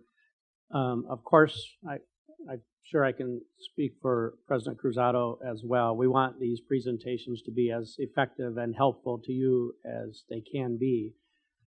So as we go forward, we're going to have all of the other institutions on some schedule go through this same thing. And I would just ask that if, based on what you heard in the presentations today, if there are other approaches to those presentations or other aspects that you would like to hear, please give us that feedback so that we can maximize the effectiveness of the presentations going forward. I think everybody would love to give you the information that you need, that you want. So please give us some feedback on that. Thank you. Great.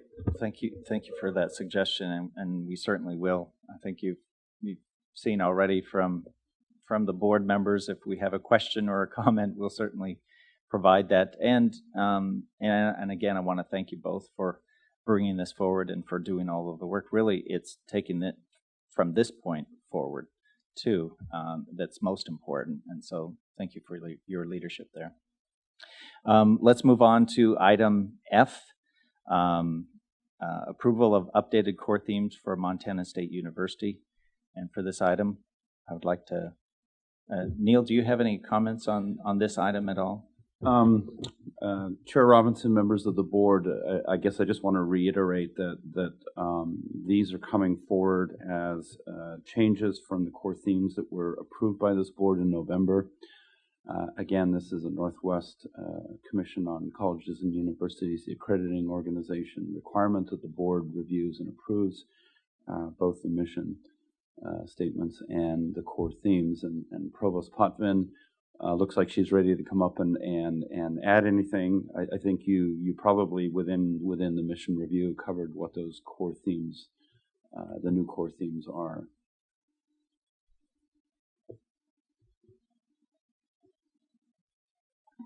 Thank you. We had identified our core themes before we developed our strategic plan, and this proposal is to align those two together so that we don't have two sets of guiding documents.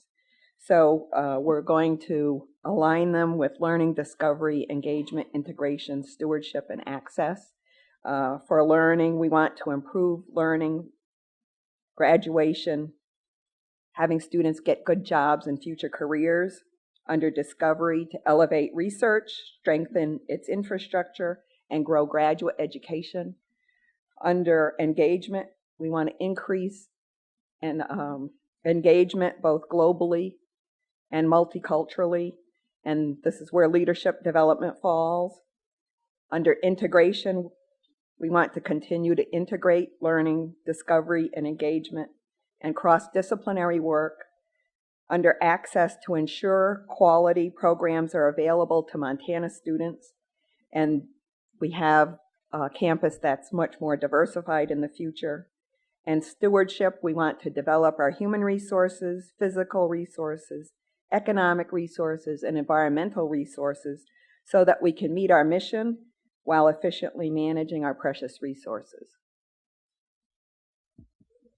Thank you. Thank you, Martha. Do we have any comments or questions from the committee members? Okay. Well, I want to thank you again for your presentation and for your efforts. Welcome. Mm-hmm. So if it is the will of the committee, I would like to move item F to an action or to a vote this morning. Okay, thank you. Now we are in our consent agenda, and at this point, we want to make a little bit of a change on item A, and I would like Board Chair Tuss to go ahead and comment on that. Thank you, Mr. Chairman. Under the consent agenda, item A, level 2 memorandum. There is an item. It's there. I believe there's two items there.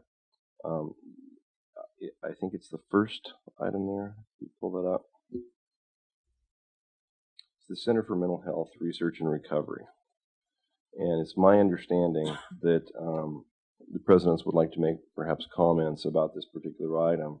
And just procedurally, from a process perspective, Mr. Chairman, I think that we should probably remove that particular item from our consent agenda and put it on our action agenda so we can have those comments, we can discuss it, and the proposal from Montana State University Northern would continue to be on the consent agenda. Great. All right. Thank you. Well, at this point, then I think we do need an action on this in order to move it out of consent, a portion of this out of consent. So if I could, oh, we can just move it without action. Okay. So then what we'll do is go ahead and on item A for level 2 memorandum, the item Montana State University Bozeman, request for authorization to establish a Center for Mental Health Research and Recovery. We'd like to move that into a action item. What we'd like to do at this point, and will we have, first of all, we'll start. I don't know if there's any, at this point, I'll turn it over to Neil if we can get a little bit of background on this first, and then we'll have some discussion by the committee members. Thank you, Chair Robinson, members of the board. So the item that is now an action item is a request to establish the Center for Mental Health Research and Recovery. The establishment of research centers and institutes are board level decision items. This item came up from Montana State University. This was as following our level 2 process for approval. This was an information item in the May meeting. There was a considerable amount of discussion between the VPs of research, both at MSU and UM, on this issue or this center, and this is then coming as the second meeting discussion. Thank you very much. Members of the committee, I'd like to invite any questions or comments related to this action item, which would be, I guess, action item H. Do I have any comments? Okay. Well, then at this point, if it's the will of the committee, we'll move this to a action, and we will have a chance as a board to have that type of questions and answers, but if we can move it forward to the agenda this morning for a vote. Yes. In addition, we will take comments at that point when we move to vote on it. All right.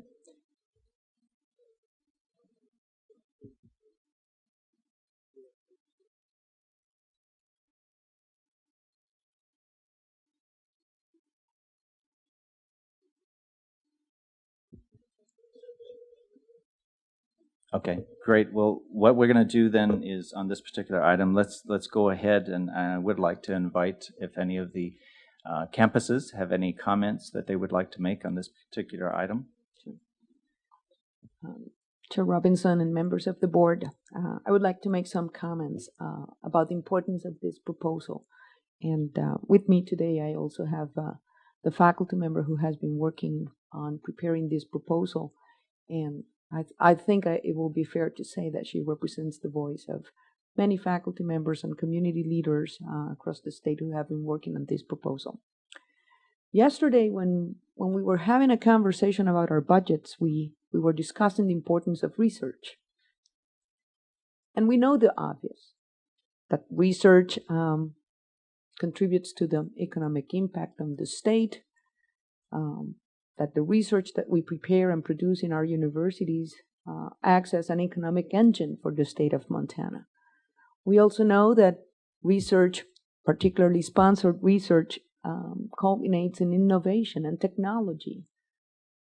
And also we know that research in general, sponsored or non-sponsored, benefits humankind by pushing those frontiers of knowledge and creativity.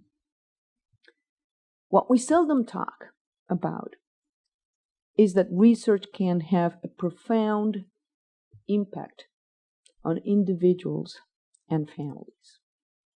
And that's the type of research that we're discussing today.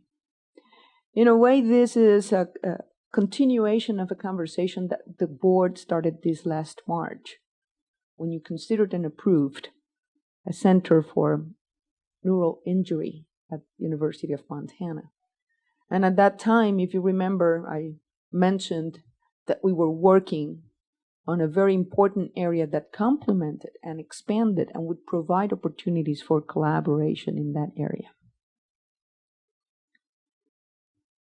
If you allow me, let me tell you why I think that this is very important, because it's at a personal level.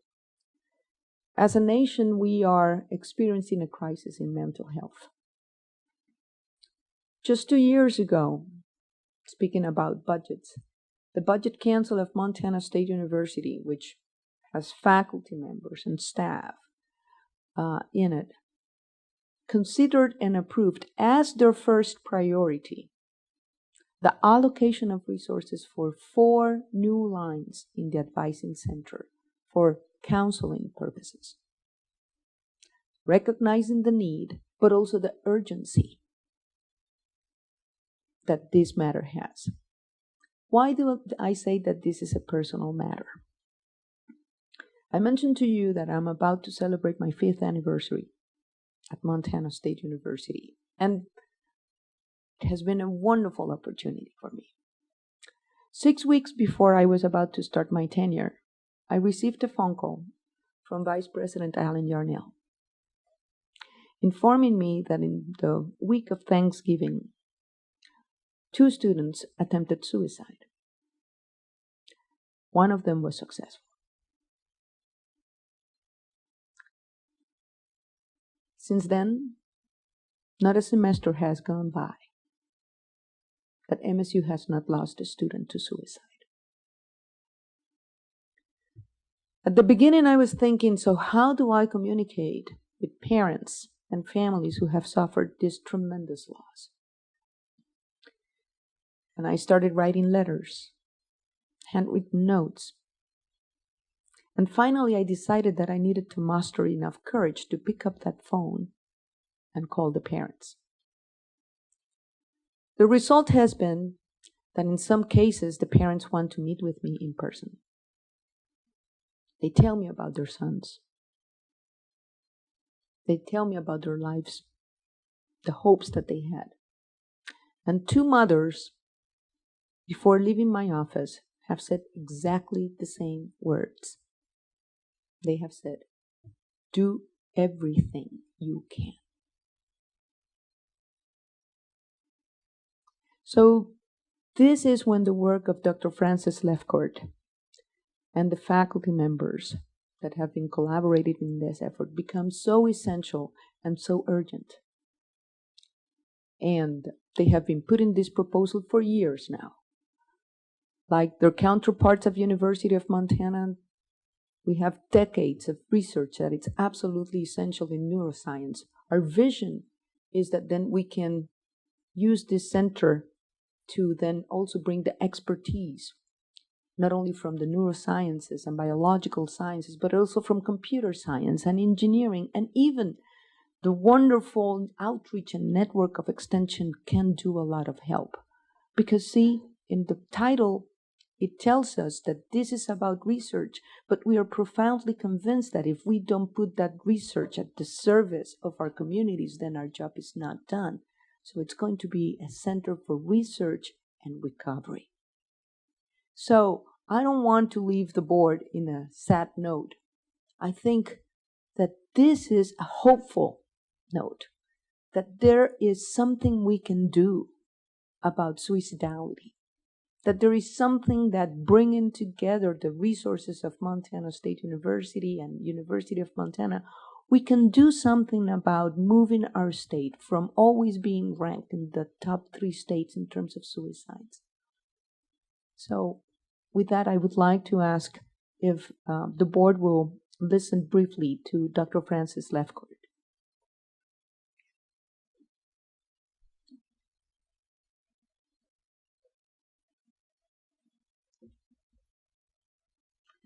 Thank you very much for letting me speak, and I have just a few brief comments to make.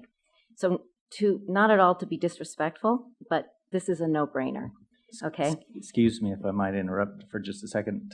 If you could just, again, I know that you introduced her, but if you could introduce yourself again, that would be helpful for I'm sorry. the My meeting. name's Frances Lefcourt. I'm a neuroscientist. I'm the department head of cell biology and neuroscience and the interim director of our proposed center. And I've been working for a year with Matt Kuntz, who's the head of NAMI, the National Alliance of Mental Illness, and several faculty at MSU with our VPR, Dr. Renee Rejo-Pera, Dr. Cruzado, together to put this proposal to get to this point. So as Dr. Cruzado stated, this is a very important problem, mental illness. It's something that plagues our state. It's something that plagues our country. We spend as a nation over $500 billion a year treating mental illness. And in Montana, we unfortunately have one of the highest suicide rates in the country. 1 in 4 people nationally are touched by mental illness. I mean, we're talking about something that affects all of us. MSU is a land-grant institution, so by definition, our job, our mission, is to serve the needs of the state. Our center, by its definition, is interdisciplinary in nature, it's collaborative in scope, and in fact, for this center to succeed, it must draw on the strength of resources throughout the state. We do have complementary expertise at U of M and MSU. We've actually collaborated for years because our expertise complement each other. We have expertise in certain areas of neuroscience. They have expertise in other areas of neuroscience. We have electrical engineering. We complement each other well. And we've collaborated for years. We even have a joint PhD program. We envision our center as being a network that must work with all entities throughout the state that bring resources to bear on this problem. That includes U of M. We have discussed working with them, forging this network. I see no conflict between our programs. In fact, our expertise, if we bring our expertise to bear to complement each other, the ability to address the mental illness problems plaguing the state are going to be very addressable, very solvable. So I would argue this is just a nexus to get us going, And we will build from this. We will work with U of M. We're going to work with the McLaughlin Research Institute. We're going to use MSU Extension to reach throughout the state. We're going to work with NAMI. This whole program is a collaboration with the National Alliance of Mental Illness. And it's only by having the resources of our universities with the advocacy of NAMI that we can work together to hopefully solve some of these problems. Thank you. Thank you very much, Doctor. We appreciate your comments today. Is there anything further that you'd like to comment about, President Cruzado?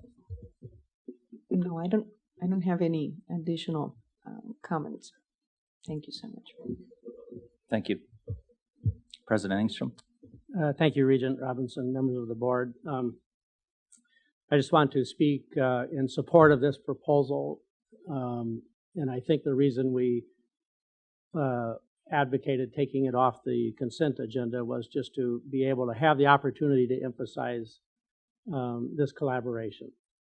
If you look back at the last few years, we have two prime examples of collaboration between MSU and UM. One is the Institute on Ecosystems, which we developed about 3 years ago now. I think I mentioned that yesterday in the research presentation. And then more recently, the Material Science PhD, which involves Montana Tech as well.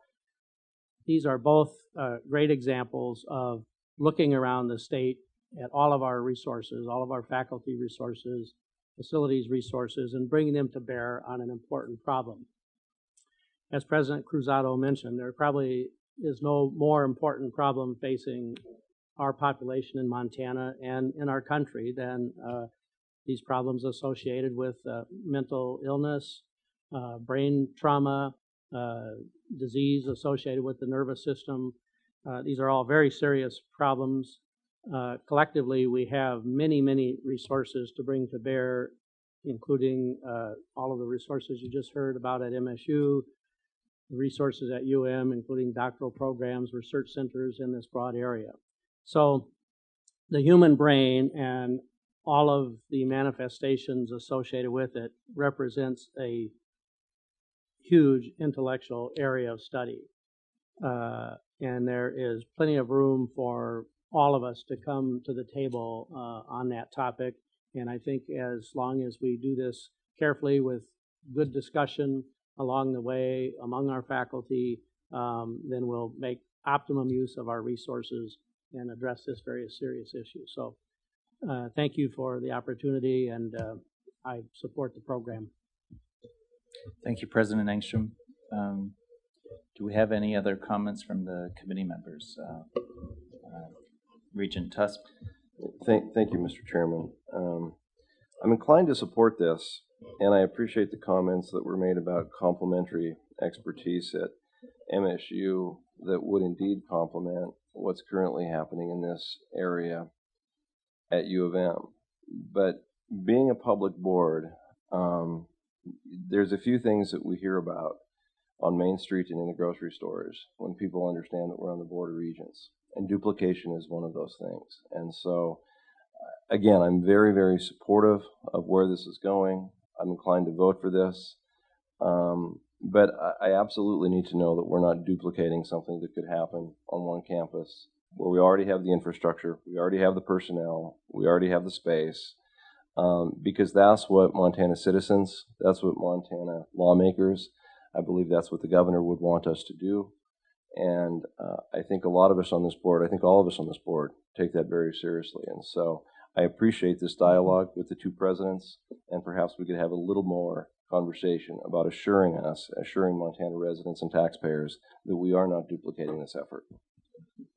President Cruzado? Yes, thank you very much, Chairman Robinson and Regent Tusk. And this is a valid concern. Let me explain why this is different.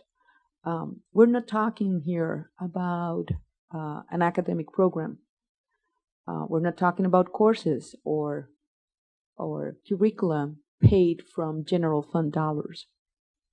We're talking about a research center that's going to be funded by grants and contracts and hopefully gifts. And we are talking about putting all the necessary expertise behind this. Quite honestly, this is not a finite program that we can say that we need to avoid duplication. This is an incredibly complex situation and a very complex program in which, while U of M has expertise, particular expertise, and the focus of the Center for Neural Injury will be in PTSD and working with veterans, we envision that the center at Bozeman will be working on suicidality. Needless to say, these will be like Venn circles, right? There will be areas where the two will coincide and where they need to coincide. Quite honestly, I think that this is exactly the opposite of a situation of duplication. What this means is that this problem is so complex and the need is so urgent that we need to bring every possible individual who's working in this area together. Our faculty members, our researchers do this on a daily basis. They reach out behind or between and above the confines of departments or colleges, or in this case even campuses, or even states.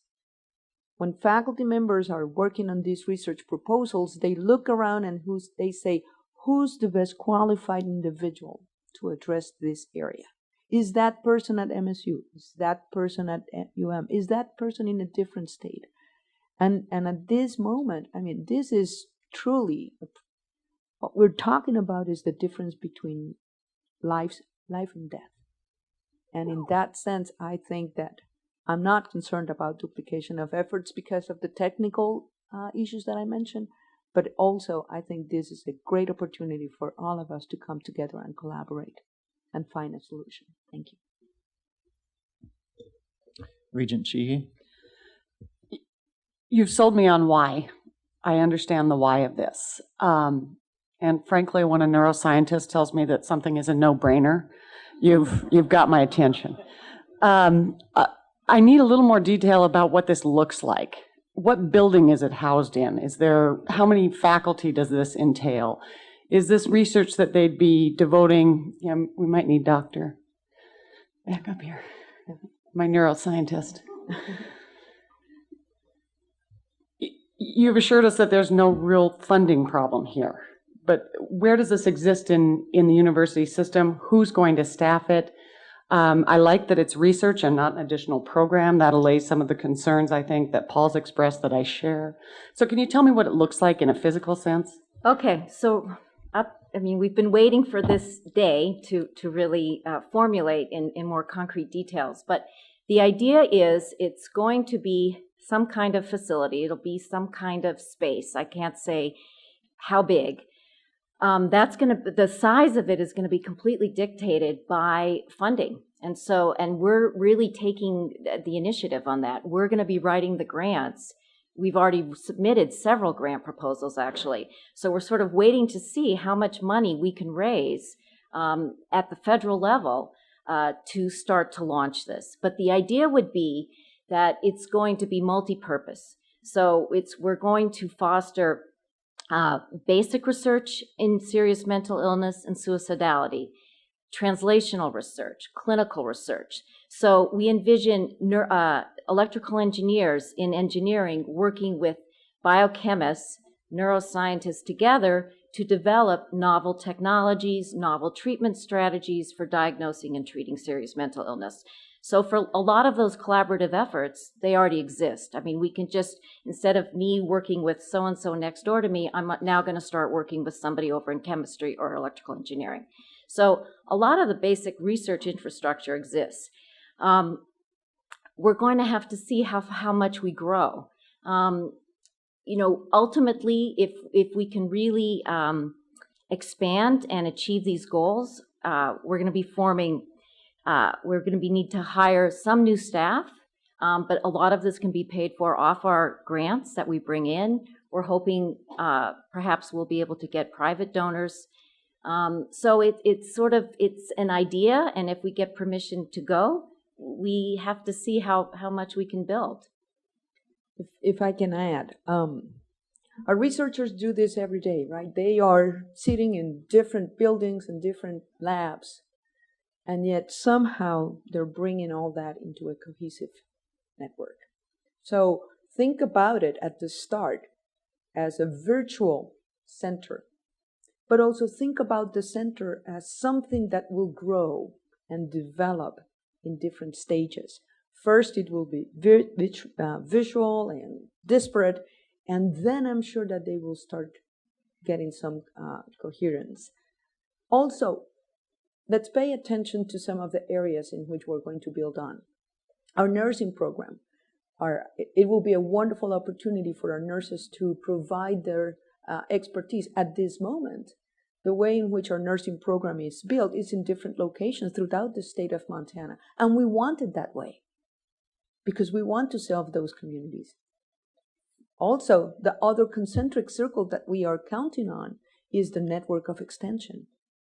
You have one county agent serving every county in this wonderful state.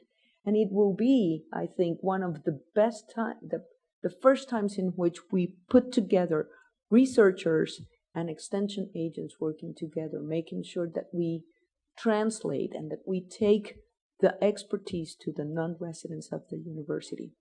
Finally, my vision, my dream, I see that in the near future, we can have a building built by a gift, someone who will be moved to understand that we need to bring the scientists together. And not only that, a building in which we will not only have labs for research, but where we will have areas and common spaces in which those individuals who are suffering from debilitating mental illness can find a place where they can talk about recovery. So that's why Chris Mary is here. I'm sure that he can find a donor that can help us with that. So today you're asking us to support the idea with the understanding that there's no funding attachment at this point. There is funding attached because there are already a number of grants that have been supported by that. What we have been eager but also very respectful of the process is of submitting grants that invoke this center which had not been approved by the Regents. So that's why your approval today then sets in motion a whole number of strategies that up until this moment and without your consent, we would not be able to start. Can I speak to the point about duplication? The point I'd like to make is we're talking about serious problems here, complex problems, right? Schizophrenia, bipolar, suicidality. There are many causes of these disorders, but one of which is genetics. I mean, just recently, 108 different genetic loci have been identified for schizophrenia alone. So while a neural injury center at Missoula is very important and plays a key role for treating PTSD, mental illness is not necessarily just a neural injury problem. There are genetics involved here. There are all kinds of biomedical processes, pathological processes we need to understand. So it's excellent that we have a center that's treating PTSD, looking at a traumatic brain injury, and we need that. But we also need a center that can foster research in these other pathological mechanisms. Thank you. And it's Dr. Lefcourt, is that right? Yes. Thank you very much. I really appreciate the questions and comments from Regent Sheehy and Regent Tuss, and I think that's part of our charge as a board is certainly as Montanans we understand the need, and at the same time we're charged with making sure that what we're taking on we have the capacity to do as a system. I'm certainly in favor of this moving forward. I think it was well put at the beginning of this presentation that it's hard to find a family in Montana that hasn't been touched by mental illness or suicide. And so I think we all bring that urgency forward, and at the same time, we do need to take very methodical steps in the process. one thing that I would ask is that if this is passed, as it moves forward, that we've talked a lot about the research part of it.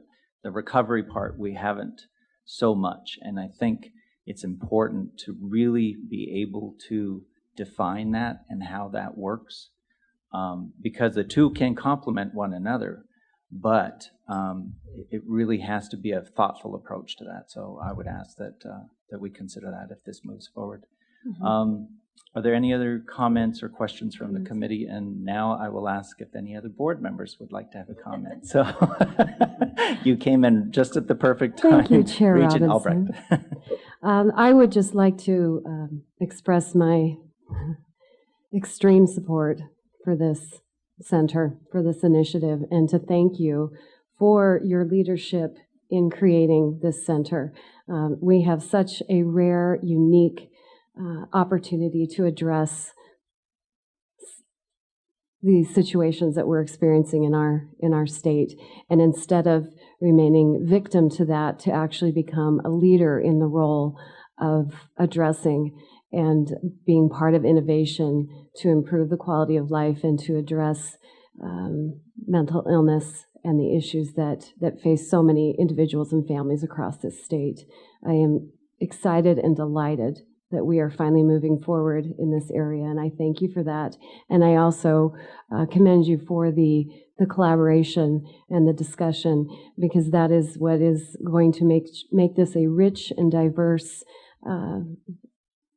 experience that will make it that much better, more quality for our state. So I thank you for that, and I would also echo that I look forward to hearing about how this will really come into fruition, what that will look like, and to understand what that collaboration looks like as well. So I look forward to further reports regarding that, and I just want to thank everyone who's been involved in ensuring that this moves forward. Thank you. Thank you, Regent Albrecht. Are there any other comments from the board? And I'd also like to ask if there's any other comments from the Commissioner's office. Mr. Chair. Okay. Mr. Chair, we have had a number of discussions about this item, and we'll continue to have those. That's certainly my pledge from this office. I believe we're supportive of this moving forward. But again, with all due respect, we just spent the last day and a half talking about resources, so I think there is no such thing as a no-brainer when we're expanding the breadth of the Montana University system. So I think we take it very seriously. I think we will monitor that very closely, and I think that, you know, part of my charge out of this will be to make sure that the collaboration exists, as we've discussed, that duplication doesn't exist, that we're not all competing for the same can of worms, and that we're working together to see that. We have some tremendous examples in the last few years under the leadership of the two presidents that sit before you of some great work that's been done.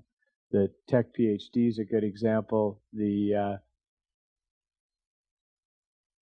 Institute on Ecosystems is a great example. I think this can be a great example. And clearly there is space within the work that needs to be done here all across Montana that all of us can benefit from that. And so we'll make sure that the discussion that you've had today, which I think is a very prudent one, will continue to move forward, and that will be embedded in my office and working with the two presidents and their campuses as we move this forward. I believe it is a very good and important item, and one that we want to see move forward. But I think you've raised some good questions, and we'll work to make sure that those are answered. Thank you, Mr. Commissioner. Mr. York, do you have a comment?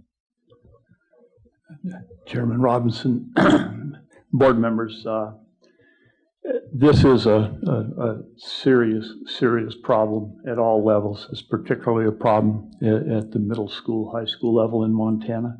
I can guarantee you there is not a day goes by within the state where there aren't numerous suicidal ideations that have to be dealt with by schools. We take it seriously at the Office of Public Instruction. We have a strong school mental health program that we're developing in place, and I guess I would just offer that as cooperation. Any way that we can be of assistance, we would love to participate and love to help that, because it's you have not experienced anything until you have experienced a suicide in school. It reverberates and it lasts, and it is very, very difficult to deal with beyond the sadness of the incident. So thank you. Thank you, Mr. York. Do we have any other comments from those here at the table? I would also like to, since we've had some lengthy discussion on this, also open this up for public comment, if there's any public comment.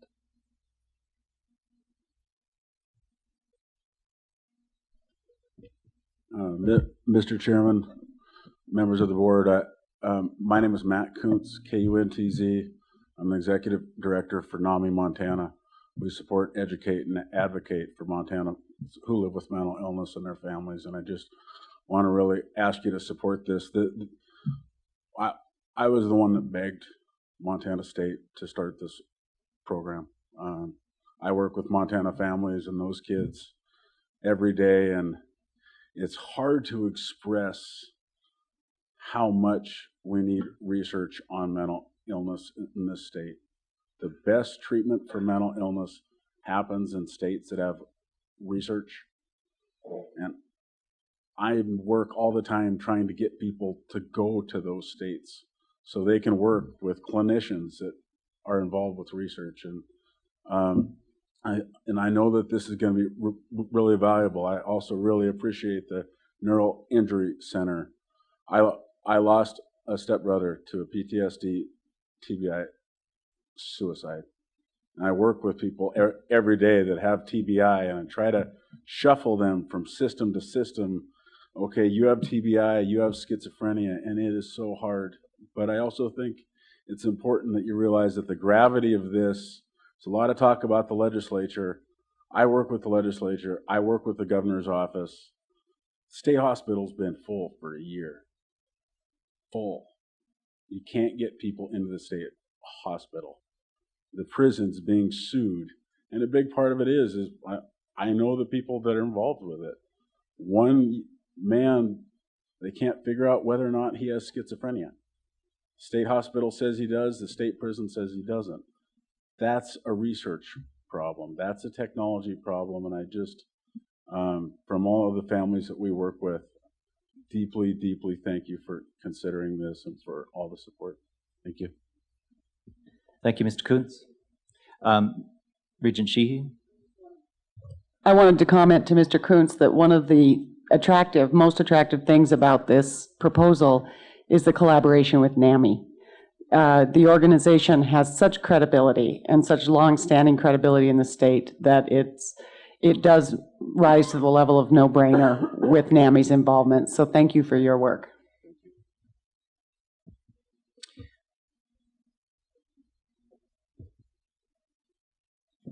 Hello, Mr. Chair, committee members. My name is Clementine Lindley. I am the Executive Director of NAMI Billings. Like NAMI Montana, we work to educate, advocate, and support for those affected by mental illness. And I'm here to urge you to vote in favor and approve the Center for Mental Health Research and Recovery. NAMI Billings is one of the easternmost advocacy organizations in Montana. And after speaking to many families that span the eastern section of our state, I believe this research center would give Montana the opportunity to be a leader in the innovations in mental illness research. It would allow us to address our staggering suicide rates in Montana. It would put us in a role of leadership when it comes to solving challenges both culturally and geographically in our frontier states, Montana, South Dakota, North Dakota. Our country is in dire need of research that will help improve diagnostic and treatment process for the severe mentally ill. Weekly, sometimes daily, I speak to families in various rural communities, as far south as Ashland, as far north as Sydney. There is nothing to help families past Billings, Montana. That's a lot of space. The questions every day are the same. How do I care for my sick loved one when I don't have the resources locally. There's nothing. I received a call from Butte, Montana, from a mother who said, "We don't have a psychiatrist. Where do I go?" Warm Springs is full. I would love to direct these families to a local facility. Like Matt, I would wish that I didn't have to refer them out of state. The Research Center can be that informational hub for understanding and treatment of psychiatric conditions. Thank you for your time. Thank you, Clementine.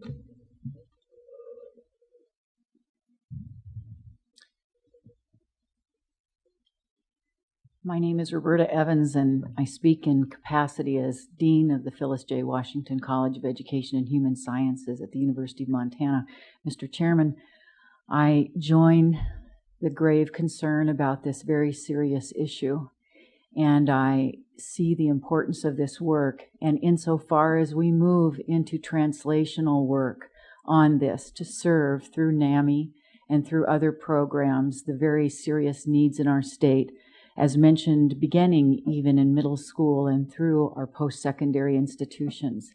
I want to underscore a reminder for collaboration with an APA PhD program in clinical psychology at the University of Montana and our Masters of Social Work program and its strong emphasis in mental health. In addition, we have CACREP accredited school counseling programs that will play a vital role in this work. And the Institute for Education Research and Services also has a grant for support of suicide and children's trauma in Indian country. And all of those areas together can make a strong impact in Montana. Thank you. Thank you, Dr. Evans. Any other public comment? Public comment? Okay. Thank you, everyone, for your comments, your questions, and the discussion. I think it was very helpful in this particular item. So this item is actually now item H in our action item. So at this point, I'd like to come back to the committee and ask if it's the will of the committee to move this action item forward for a vote. Yes, all right.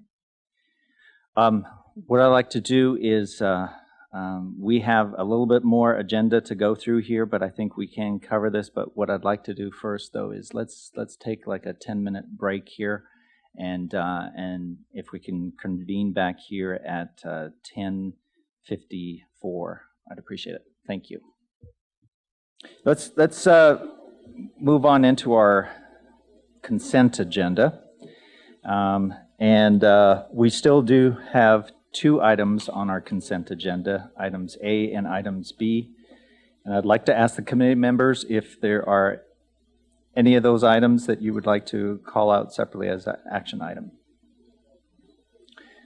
Seeing none, is it the will of the committee to move these forward for a vote later this morning? Yes, thank you very much. We'll move those forward. At this point, I'd like to move into our information agenda. We're starting with item A, the AMA update. I know there's been some discussions, and Neil, is there any introduction you'd like to make? Very briefly, the policy 1902, board policy, really addresses minority achievement, and part of at a system level, are complying with that board direction is the AMA director position, and so I would like to introduce Brandy Foster, who is our director of AMA, American Indian Minority Achievement. Thanks, Dale. Good morning, Regent Robinson, members of the board, and campus leaders. Over the last year, I've been presenting information about American Indian achievement on our campuses, highlighting the efforts to support our commitment to serving all Montanans, and introducing some of those folks who do this good work. We find ourselves at a point now asking the question, what's next? We have a lot of solid information, and how now can we move forward to do something?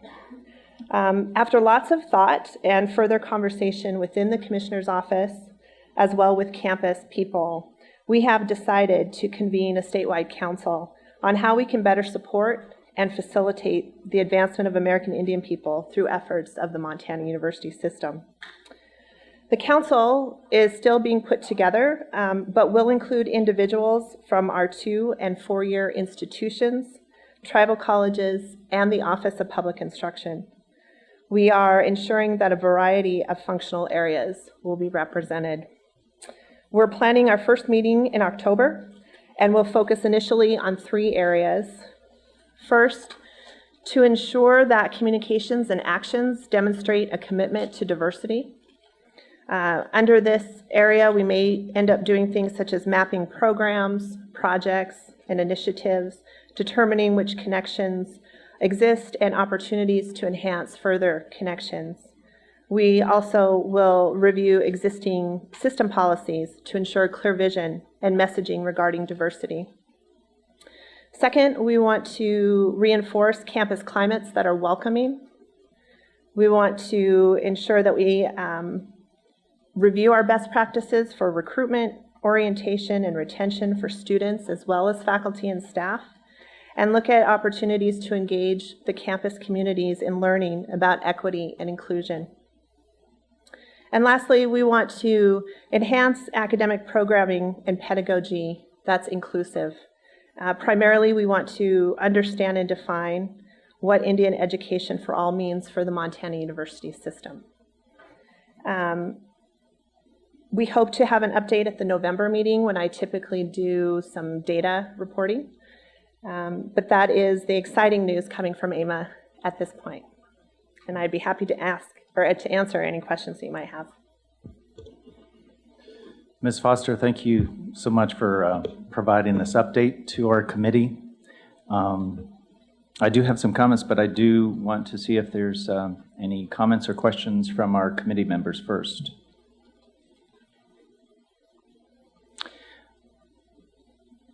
Okay, go ahead, Regent Williams, please.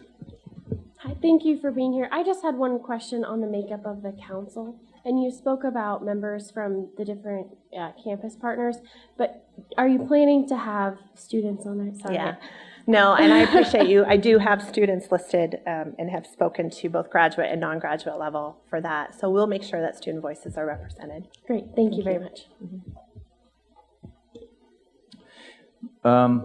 I wanted to mention that, you know, we certainly, and as Ms. Foster had mentioned, we've had a number of discussions and updates related to the AMA office and the efforts in the Commissioner's office, both prior to some of the new regions and then since. And so I appreciate all the efforts that you've made in pulling this together. And I think it is at this point where it's time to much like some of the other efforts that the Regents have addressed in the past regarding Developmental Education Council, our efforts through the financial literacy, which we'll hear about, and also about the Veteran Student Success Program, that there are times where we've decided as a board, as far as our priorities, what we want to focus on, and I think this is one of those areas where it's time to really take that type of action. So I certainly am supportive of the council coming together. We look forward to hearing back from the council as well about this upcoming meeting in October. I think the rough framework that's put together, or the charge, is good. I think it's important too that there continue to be collaboration throughout the university system, so that we make sure that all the campuses are represented. I know that we had a great presentation yesterday from the Northern Campus and what they're doing. I think there's some examples that we can look to that are beneficial here in Montana. But I also think that it's important that the council really take this on completely and look at our resources that we have now, and look at what we can do in the future to increase access and affordability for those that are underrepresented, and that includes American Indian students as well. So Yes, Regent Tess. Yeah, Mr. Chairman, I do have a couple of comments, and really want to thank you for your leadership on this, as well as that of the Commissioner's Office and the two presidents.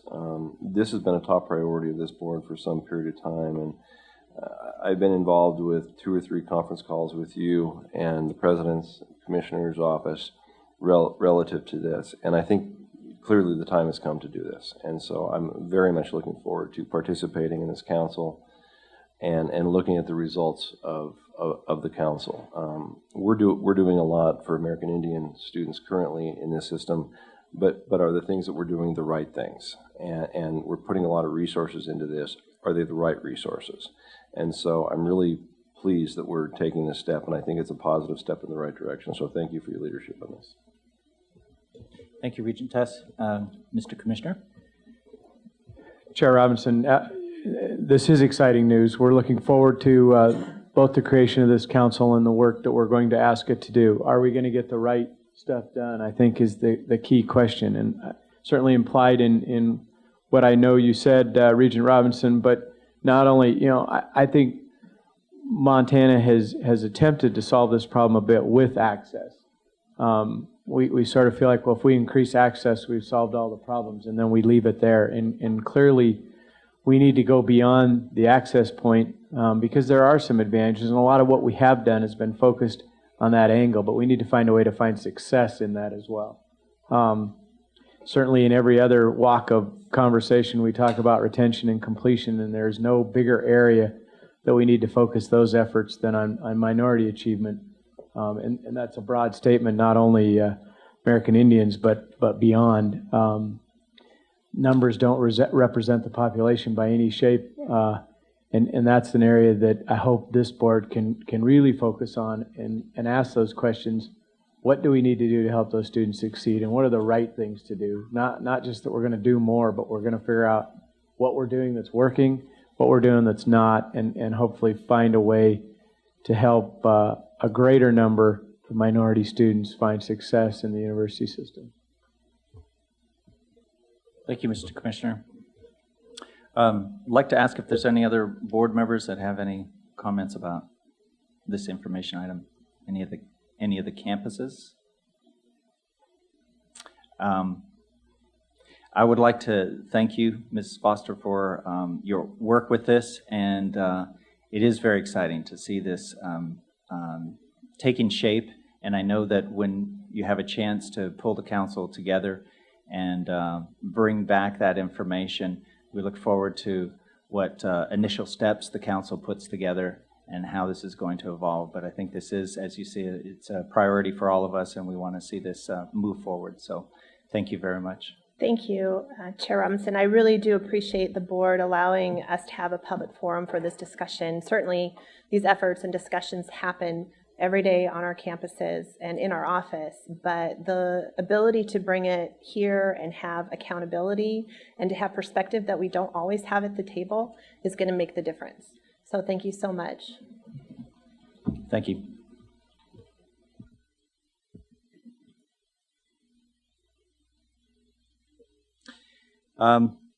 We're going to move into, that was our first item on our information agenda, so we're going to move into item B, and for that I've asked Deputy Commissioner Moisey to walk us through this. Thank you, Chair Robinson, members of the board. Could I also comment on a couple of items at the bottom of the information agenda that we will be moving until the November meeting?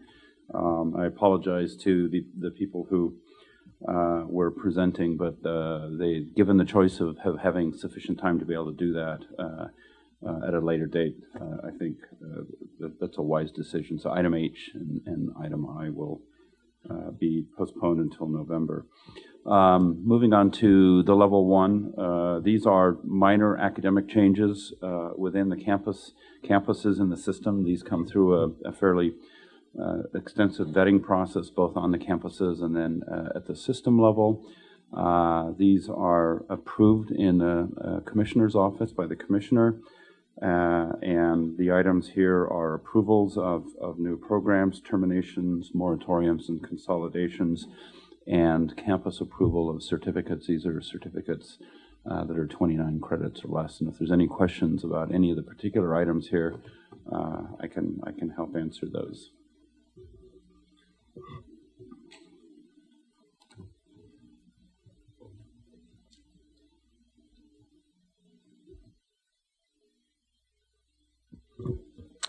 All right, well, and those are items B and C.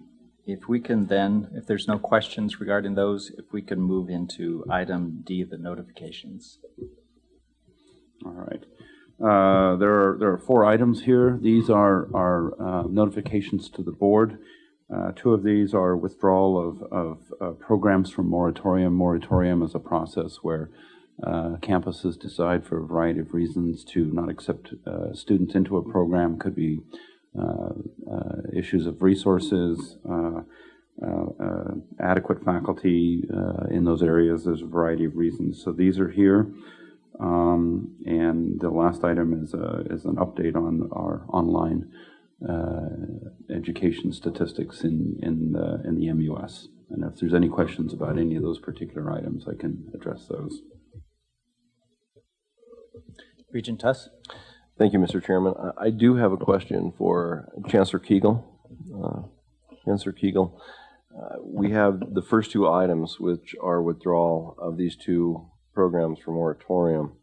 I do know that it wasn't that long ago that we considered a proposal to put these 2 items in moratorium. I'm certainly supportive of the effort before us today, but could you talk just briefly about why we're at the point that we're at with these 2 programs? Yeah, Chair and the board, excuse me, these 2 items were proposed prior to my appointment as Chancellor. I was involved in the process to get them to moratorium. But I'd like to defer that question to Provost Rugg and let him talk a little bit about the reasoning behind pulling these things from moratorium. Thank you. I am Provost and Vice Chancellor for Academic Affairs at MSU Northern. I have with me today the President of our Academic Senate and the President of our Student Senate.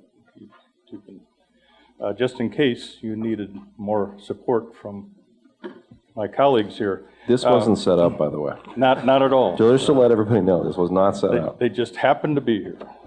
But I'm happy to respond to these, and I believe most of you know that I came on board about 7 months ago. I came in the middle of February as provost, and one of the first things I noticed was the list of programs that were placed in moratorium, and quite frankly, I was taken aback by that. I would go so far as saying shocked by it, especially the focus on secondary education. That troubled me greatly. Almost immediately upon my arrival in Havre, I was hearing from the public, especially our community members, about how appalled they were that we were basically flushing the entire secondary education program.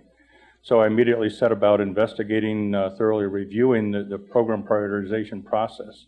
I provided all of you with a one-sheet handout here that kind of lists how the process went. And for those of you who have not seen our report, it is available on the MSUN website under the Provost Office.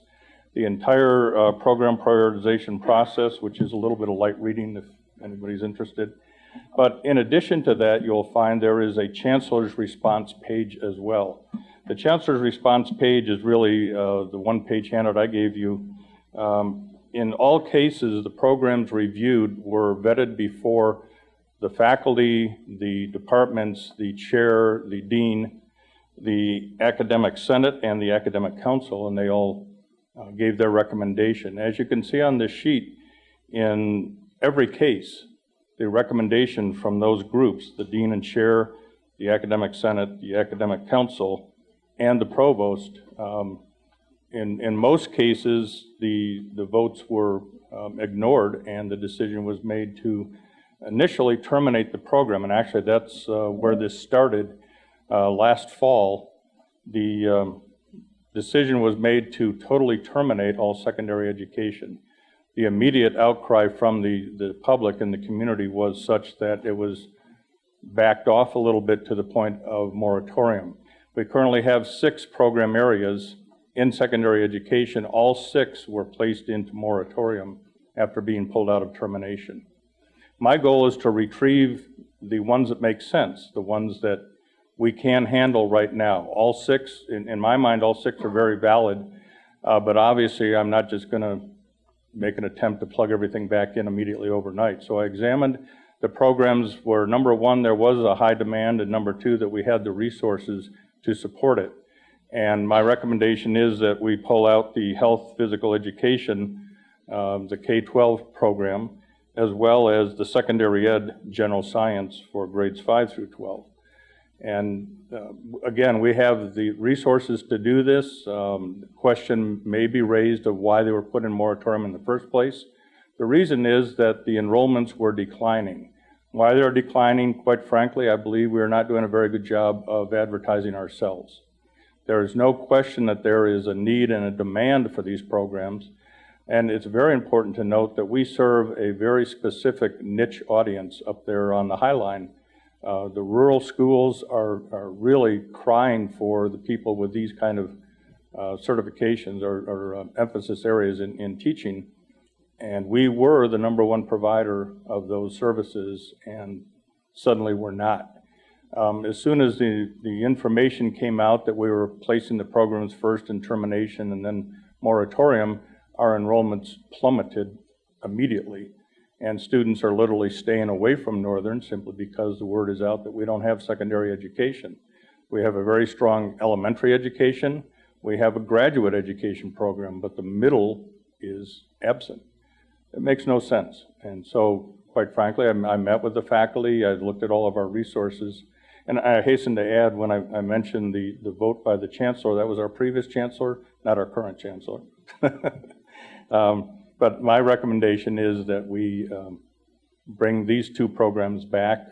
If you vote in favor of these, that means we can begin enrolling students next fall of 15, into these programs. And actually, a student could enroll this fall knowing that the courses they need for the emphasis are available in fall of 15. And I have my colleagues here to help answer questions, so what can I answer for you? I do have a question for you, Provost. I know that part of the effort that was made with the previous chancellor was program prioritization, and there was quite an effort put into that. How does, and I know this is an information item at this point, it isn't requiring board action at this time, but how does this reintroduction of these courses fit within that? Can you answer that? Yes, absolutely. Thank you, Chair Robinson. The concept of reintroducing the programs is predicated really on the fact that they shouldn't have been put in moratorium in the first place. I think there's general consensus among the faculty, among the students, and certainly among the community. And so it's, we can plug them back in at very little effort and no cost. We have the faculty necessary. In fact, we actually have some new faculty on board now we didn't have at this time. The process itself, I know what we really need to look at is also not only serving the niche audience that we have on the High Line, but also that 3 of these 6 programs are aligned with the national goals of supporting STEM. And why would we pull out something that supports STEM initiatives? That doesn't make sense either. The process, I applaud the process. Program prioritization is essential. Every college and university in the country should be doing program prioritization on a regular basis.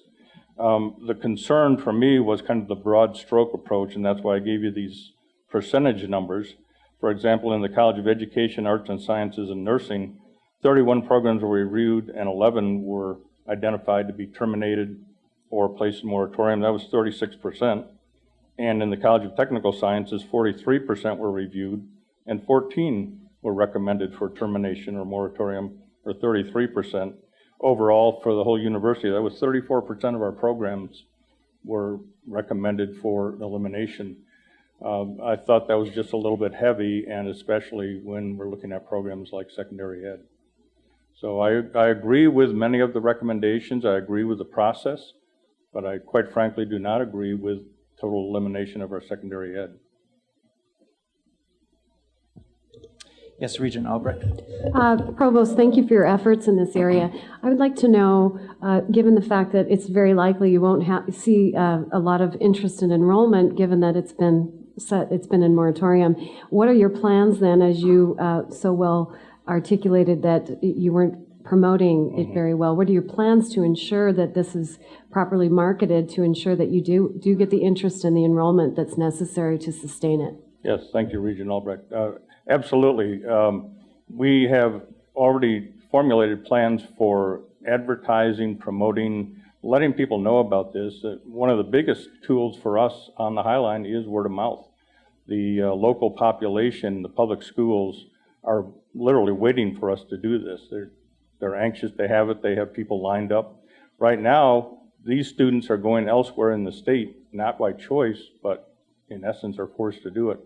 In some cases, they can take what they need online, although they may not want online. In most cases, they have to go to a different location to do it. Why would we do that? So that's our plan, is to make everyone aware of the fact that we have heard you and we're bringing these programs back.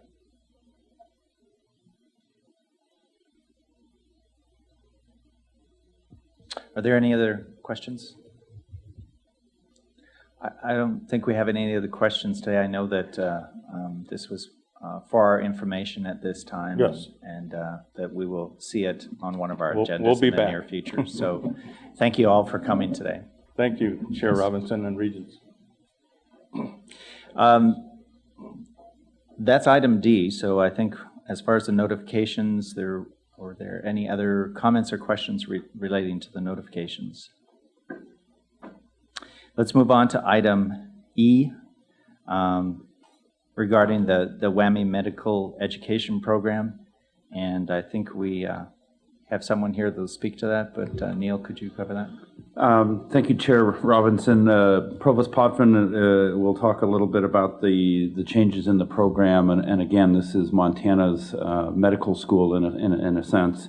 Very successful program. And I asked Provost Potvin to really talk about the relevance of the changes in terms of bringing those physicians back to Montana. Thank you, Neil. Chair Robinson. I'm just going to highlight the major changes since you have the document in front of you. Montana State University currently offers the first year of medical education in partnership with the University of Washington. This is our WWAMI program. We're informing the board today that next year we will add the second year of medical education to our program in Bozeman, and it will be offered in 18 months. At the same time, the curriculum will be changed to truly integrate the clinical piece and the didactic classroom piece.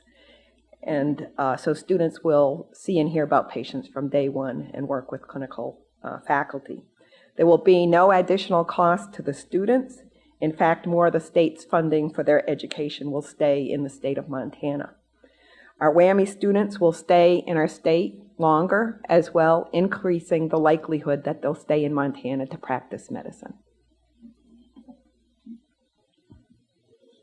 Thank you, Provost Putnam. Are there any questions at all from the committee?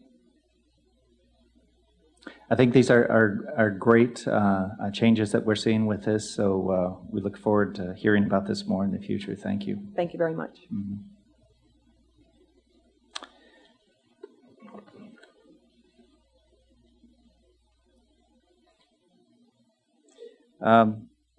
We are now on item F, State Authorization Report. And Neil, could you discuss this agenda item? Chair Robinson, members of the board, and actually I'll just do the two items as one. These are informational items that come to the board regularly scheduled in the September meeting. And the authorization report really outlines the changeover in our state authorization process to a reciprocity agreement. We signed that agreement in July. Changes really how both institutions within the Montana University system can offer online courses outside of Montana, and also institutions outside of Montana can offer online programs to Montana residents. And this is some very preliminary information in this report, and we'll have a much fuller report in November just as more states come into that.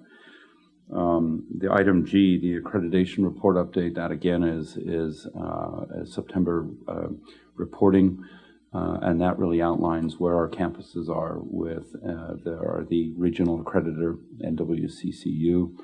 And in quick summary, all of the campuses are on schedule. We heard from a couple of the campuses today about recommendations and commendations, but that outlines really where all the institutions are. And if anyone has any questions on either of those, I can answer. I don't think we have any questions at this point. No? All right. Thank you, Neil. I know that the items H, we talked about that this will be discussed in the November meeting, and also item, is that correct, item I, or are we still, okay, item I. We thank you for being available for the presentation, Ron, and understanding our schedule constraints today, but we look forward to hearing from you in November. And that brings us to the public comment portion of the committee meeting. So I know that we had public comment on one of the items, but I'd certainly like to, first of all, invite any of the campuses that may have any comments at all regarding the items that we've covered in the ARSA committee. Secondly, I would like to invite any public comment to any of the committee agenda items. Any public comment? Seeing none, we have come to the end of the agenda for the ARSA committee. I would like to sincerely thank Deputy Commissioner Moisey for your help in preparing for this, for the committee members for your participation. Look forward to working with you this next year. And I also want to thank the staff support from the Commissioner's Office, Elizabeth Baker. Thank you for keeping us organized and pulling things together, and thank you as well, Amy, for all of your efforts.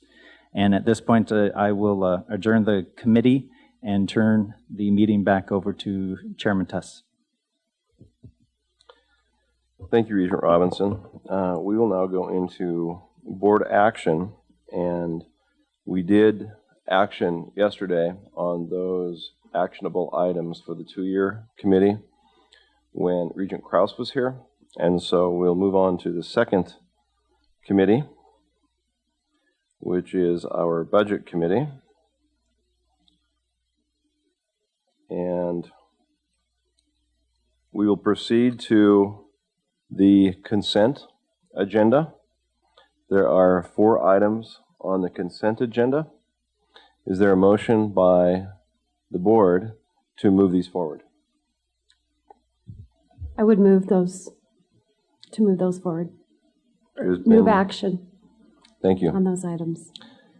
There's been a motion by Regent Albrecht to approve the 4 items on the consent agenda. Is there further questions or comments from the board? Seeing none from the campuses. Further public comment. Public comment? Public comment. Seeing none, all in favor signify by saying aye. Aye. Aye. Opposed, no. The ayes have it. On the action items, we have several items here. Item A is the fiscal year 2015 Montana University System operating budgets. Is there a motion to approve? So moved.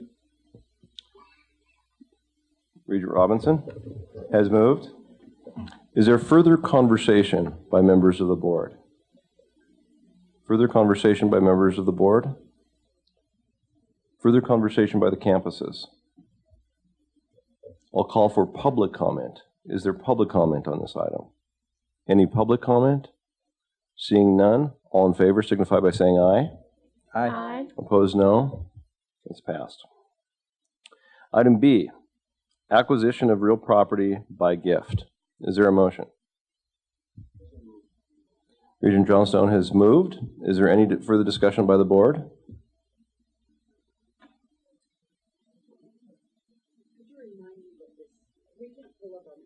Yeah, we're having some technical difficulties here. This is acquisition of, I don't know why we have it here, acquisition of real property by gift, revision of easement for wildlife habitat conservation to United States Department of Interior. This was a UM item, I believe. Does that answer your question? Okay. Further comment on this item? Seeing none. Campus comment? No. Public comment on this? Is there any public comment on this item? Public comment? Seeing none. All in favor signify by saying aye. Aye. Opposed, no. You guys have it. Item C, authorization to construct Museum of the Rockies collection/storage facility. Is there a motion? So moved. Regent Sheehy has moved. Further discussion? Further discussion?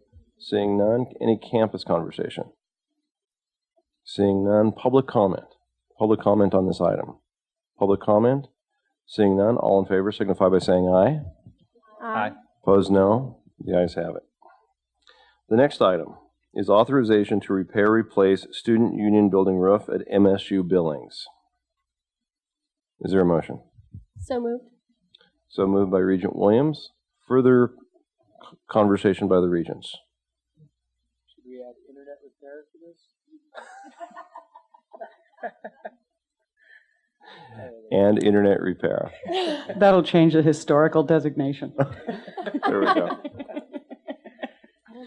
Any campus comments? Any campus comments? Seeing none. Public comments? Public comments? Public comments? Seeing none. All in favor signify by saying aye. Aye. Opposed, no. The item has passed. The last item, item E, authorization to proceed with heritage property status at MSU Billings. Is there a motion to proceed? So moved. Motion to approve has been forwarded by Regent Sheehy. Further comment on this by members of the board? Further comments? Campus comments? Seeing none, is there public comments on this item? Public comments? Public comments? Seeing none, all in favor signify by saying aye. Aye. Opposed, no. The item passes. Thank you. We are now at Staff and Compensation Committee, and what we have there, with the exception of item X on the consent agenda, which we took care of earlier, we have items A through W and item Y on the consent agenda in the Staff and Comp Committee. Is there a motion to accept the consent agenda? So moved. Regent Albrecht has moved. Is there further conversation by the board? Seeing none. Campus comments? Seeing none. Public comments? Is there any public comment? Public comment? Seeing none. All in favor signify by saying aye. Aye. Opposed, no. The items pass. And finally, we are now at the ARSA Committee agenda. We have several action items here. A is policy revision 301.1 by Ochi. So moved. Regent Robinson has moved. Is there further comments by members of the board? Seeing none. Campus comments? Seeing none. Public comments? Public comments? Public comments? Seeing none. All in favor signify by saying aye. Aye. Opposed, no. The item passes. Policy revision 301.17 by Ochi. So moved. It's been moved by Regent Williams. Any further comment by members of the board? Campus comments? Seeing none. Public comments? Any public comments? Any public comments? Seeing none. All in favor signify by saying aye. Aye. Opposed, no. The ayes have it. Item C, policy revision 301.18 by Ochi. What's your pleasure? So moved. It's been moved. Is there further comment by members of the board? Further comments by members of the board? Seeing none. Any campus comments? No campus comments. Public comments? Any public comments? Public comments? Seeing none. All in favor signify by saying aye. Aye. Those opposed, no. The item passes. We're now on item D, mission review for the University of Montana. So moved. Regent Robinson has moved. Is there any further comments by members of the board? Further comments by members of the board? Any campus comments on this item? Any campus comments? Seeing none, public comments. Any public comments? Public comments. Seeing none, all in favor signify by saying aye. Aye. Those opposed, no. The ayes have it. Item E, mission review for Montana State University. So moved. Regent Albrecht has moved the item. Any comments by members of the board or questions? Comments or questions by the board? Campus comments. Any campus comments? Seeing none. Public comments. Public comments. Public comments. Seeing none. All in favor signify by saying aye. Aye. Those opposed, no. The ayes have it. Item F, approval of updated core themes for Montana State University. What's your pleasure? Regent Johnstone has moved. Any further comments by members of the board? Further comments by members of the board? Campus comments. Further campus comments? Public comment. Any public comment? Any public comment? All in favor signify by saying aye. Aye. Those opposed, no. The item passes. We have item G, which we moved from consent to the action agenda, which was the center, the mental health center at MSU. The entire level 2 memorandum, wasn't there another item there?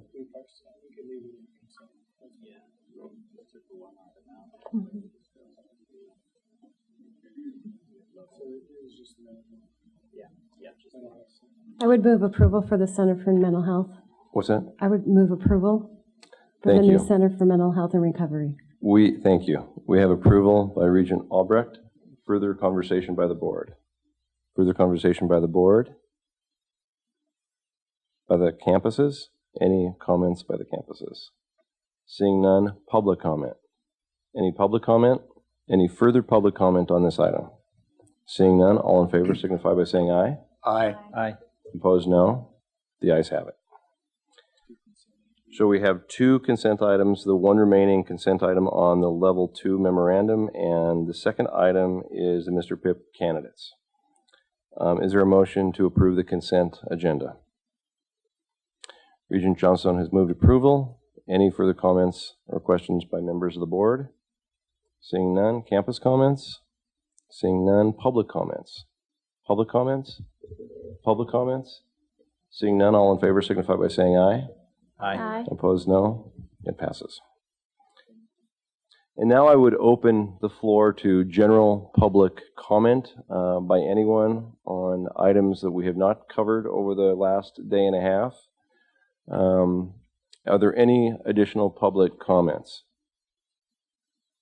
Going once? Going twice? Meeting adjourned.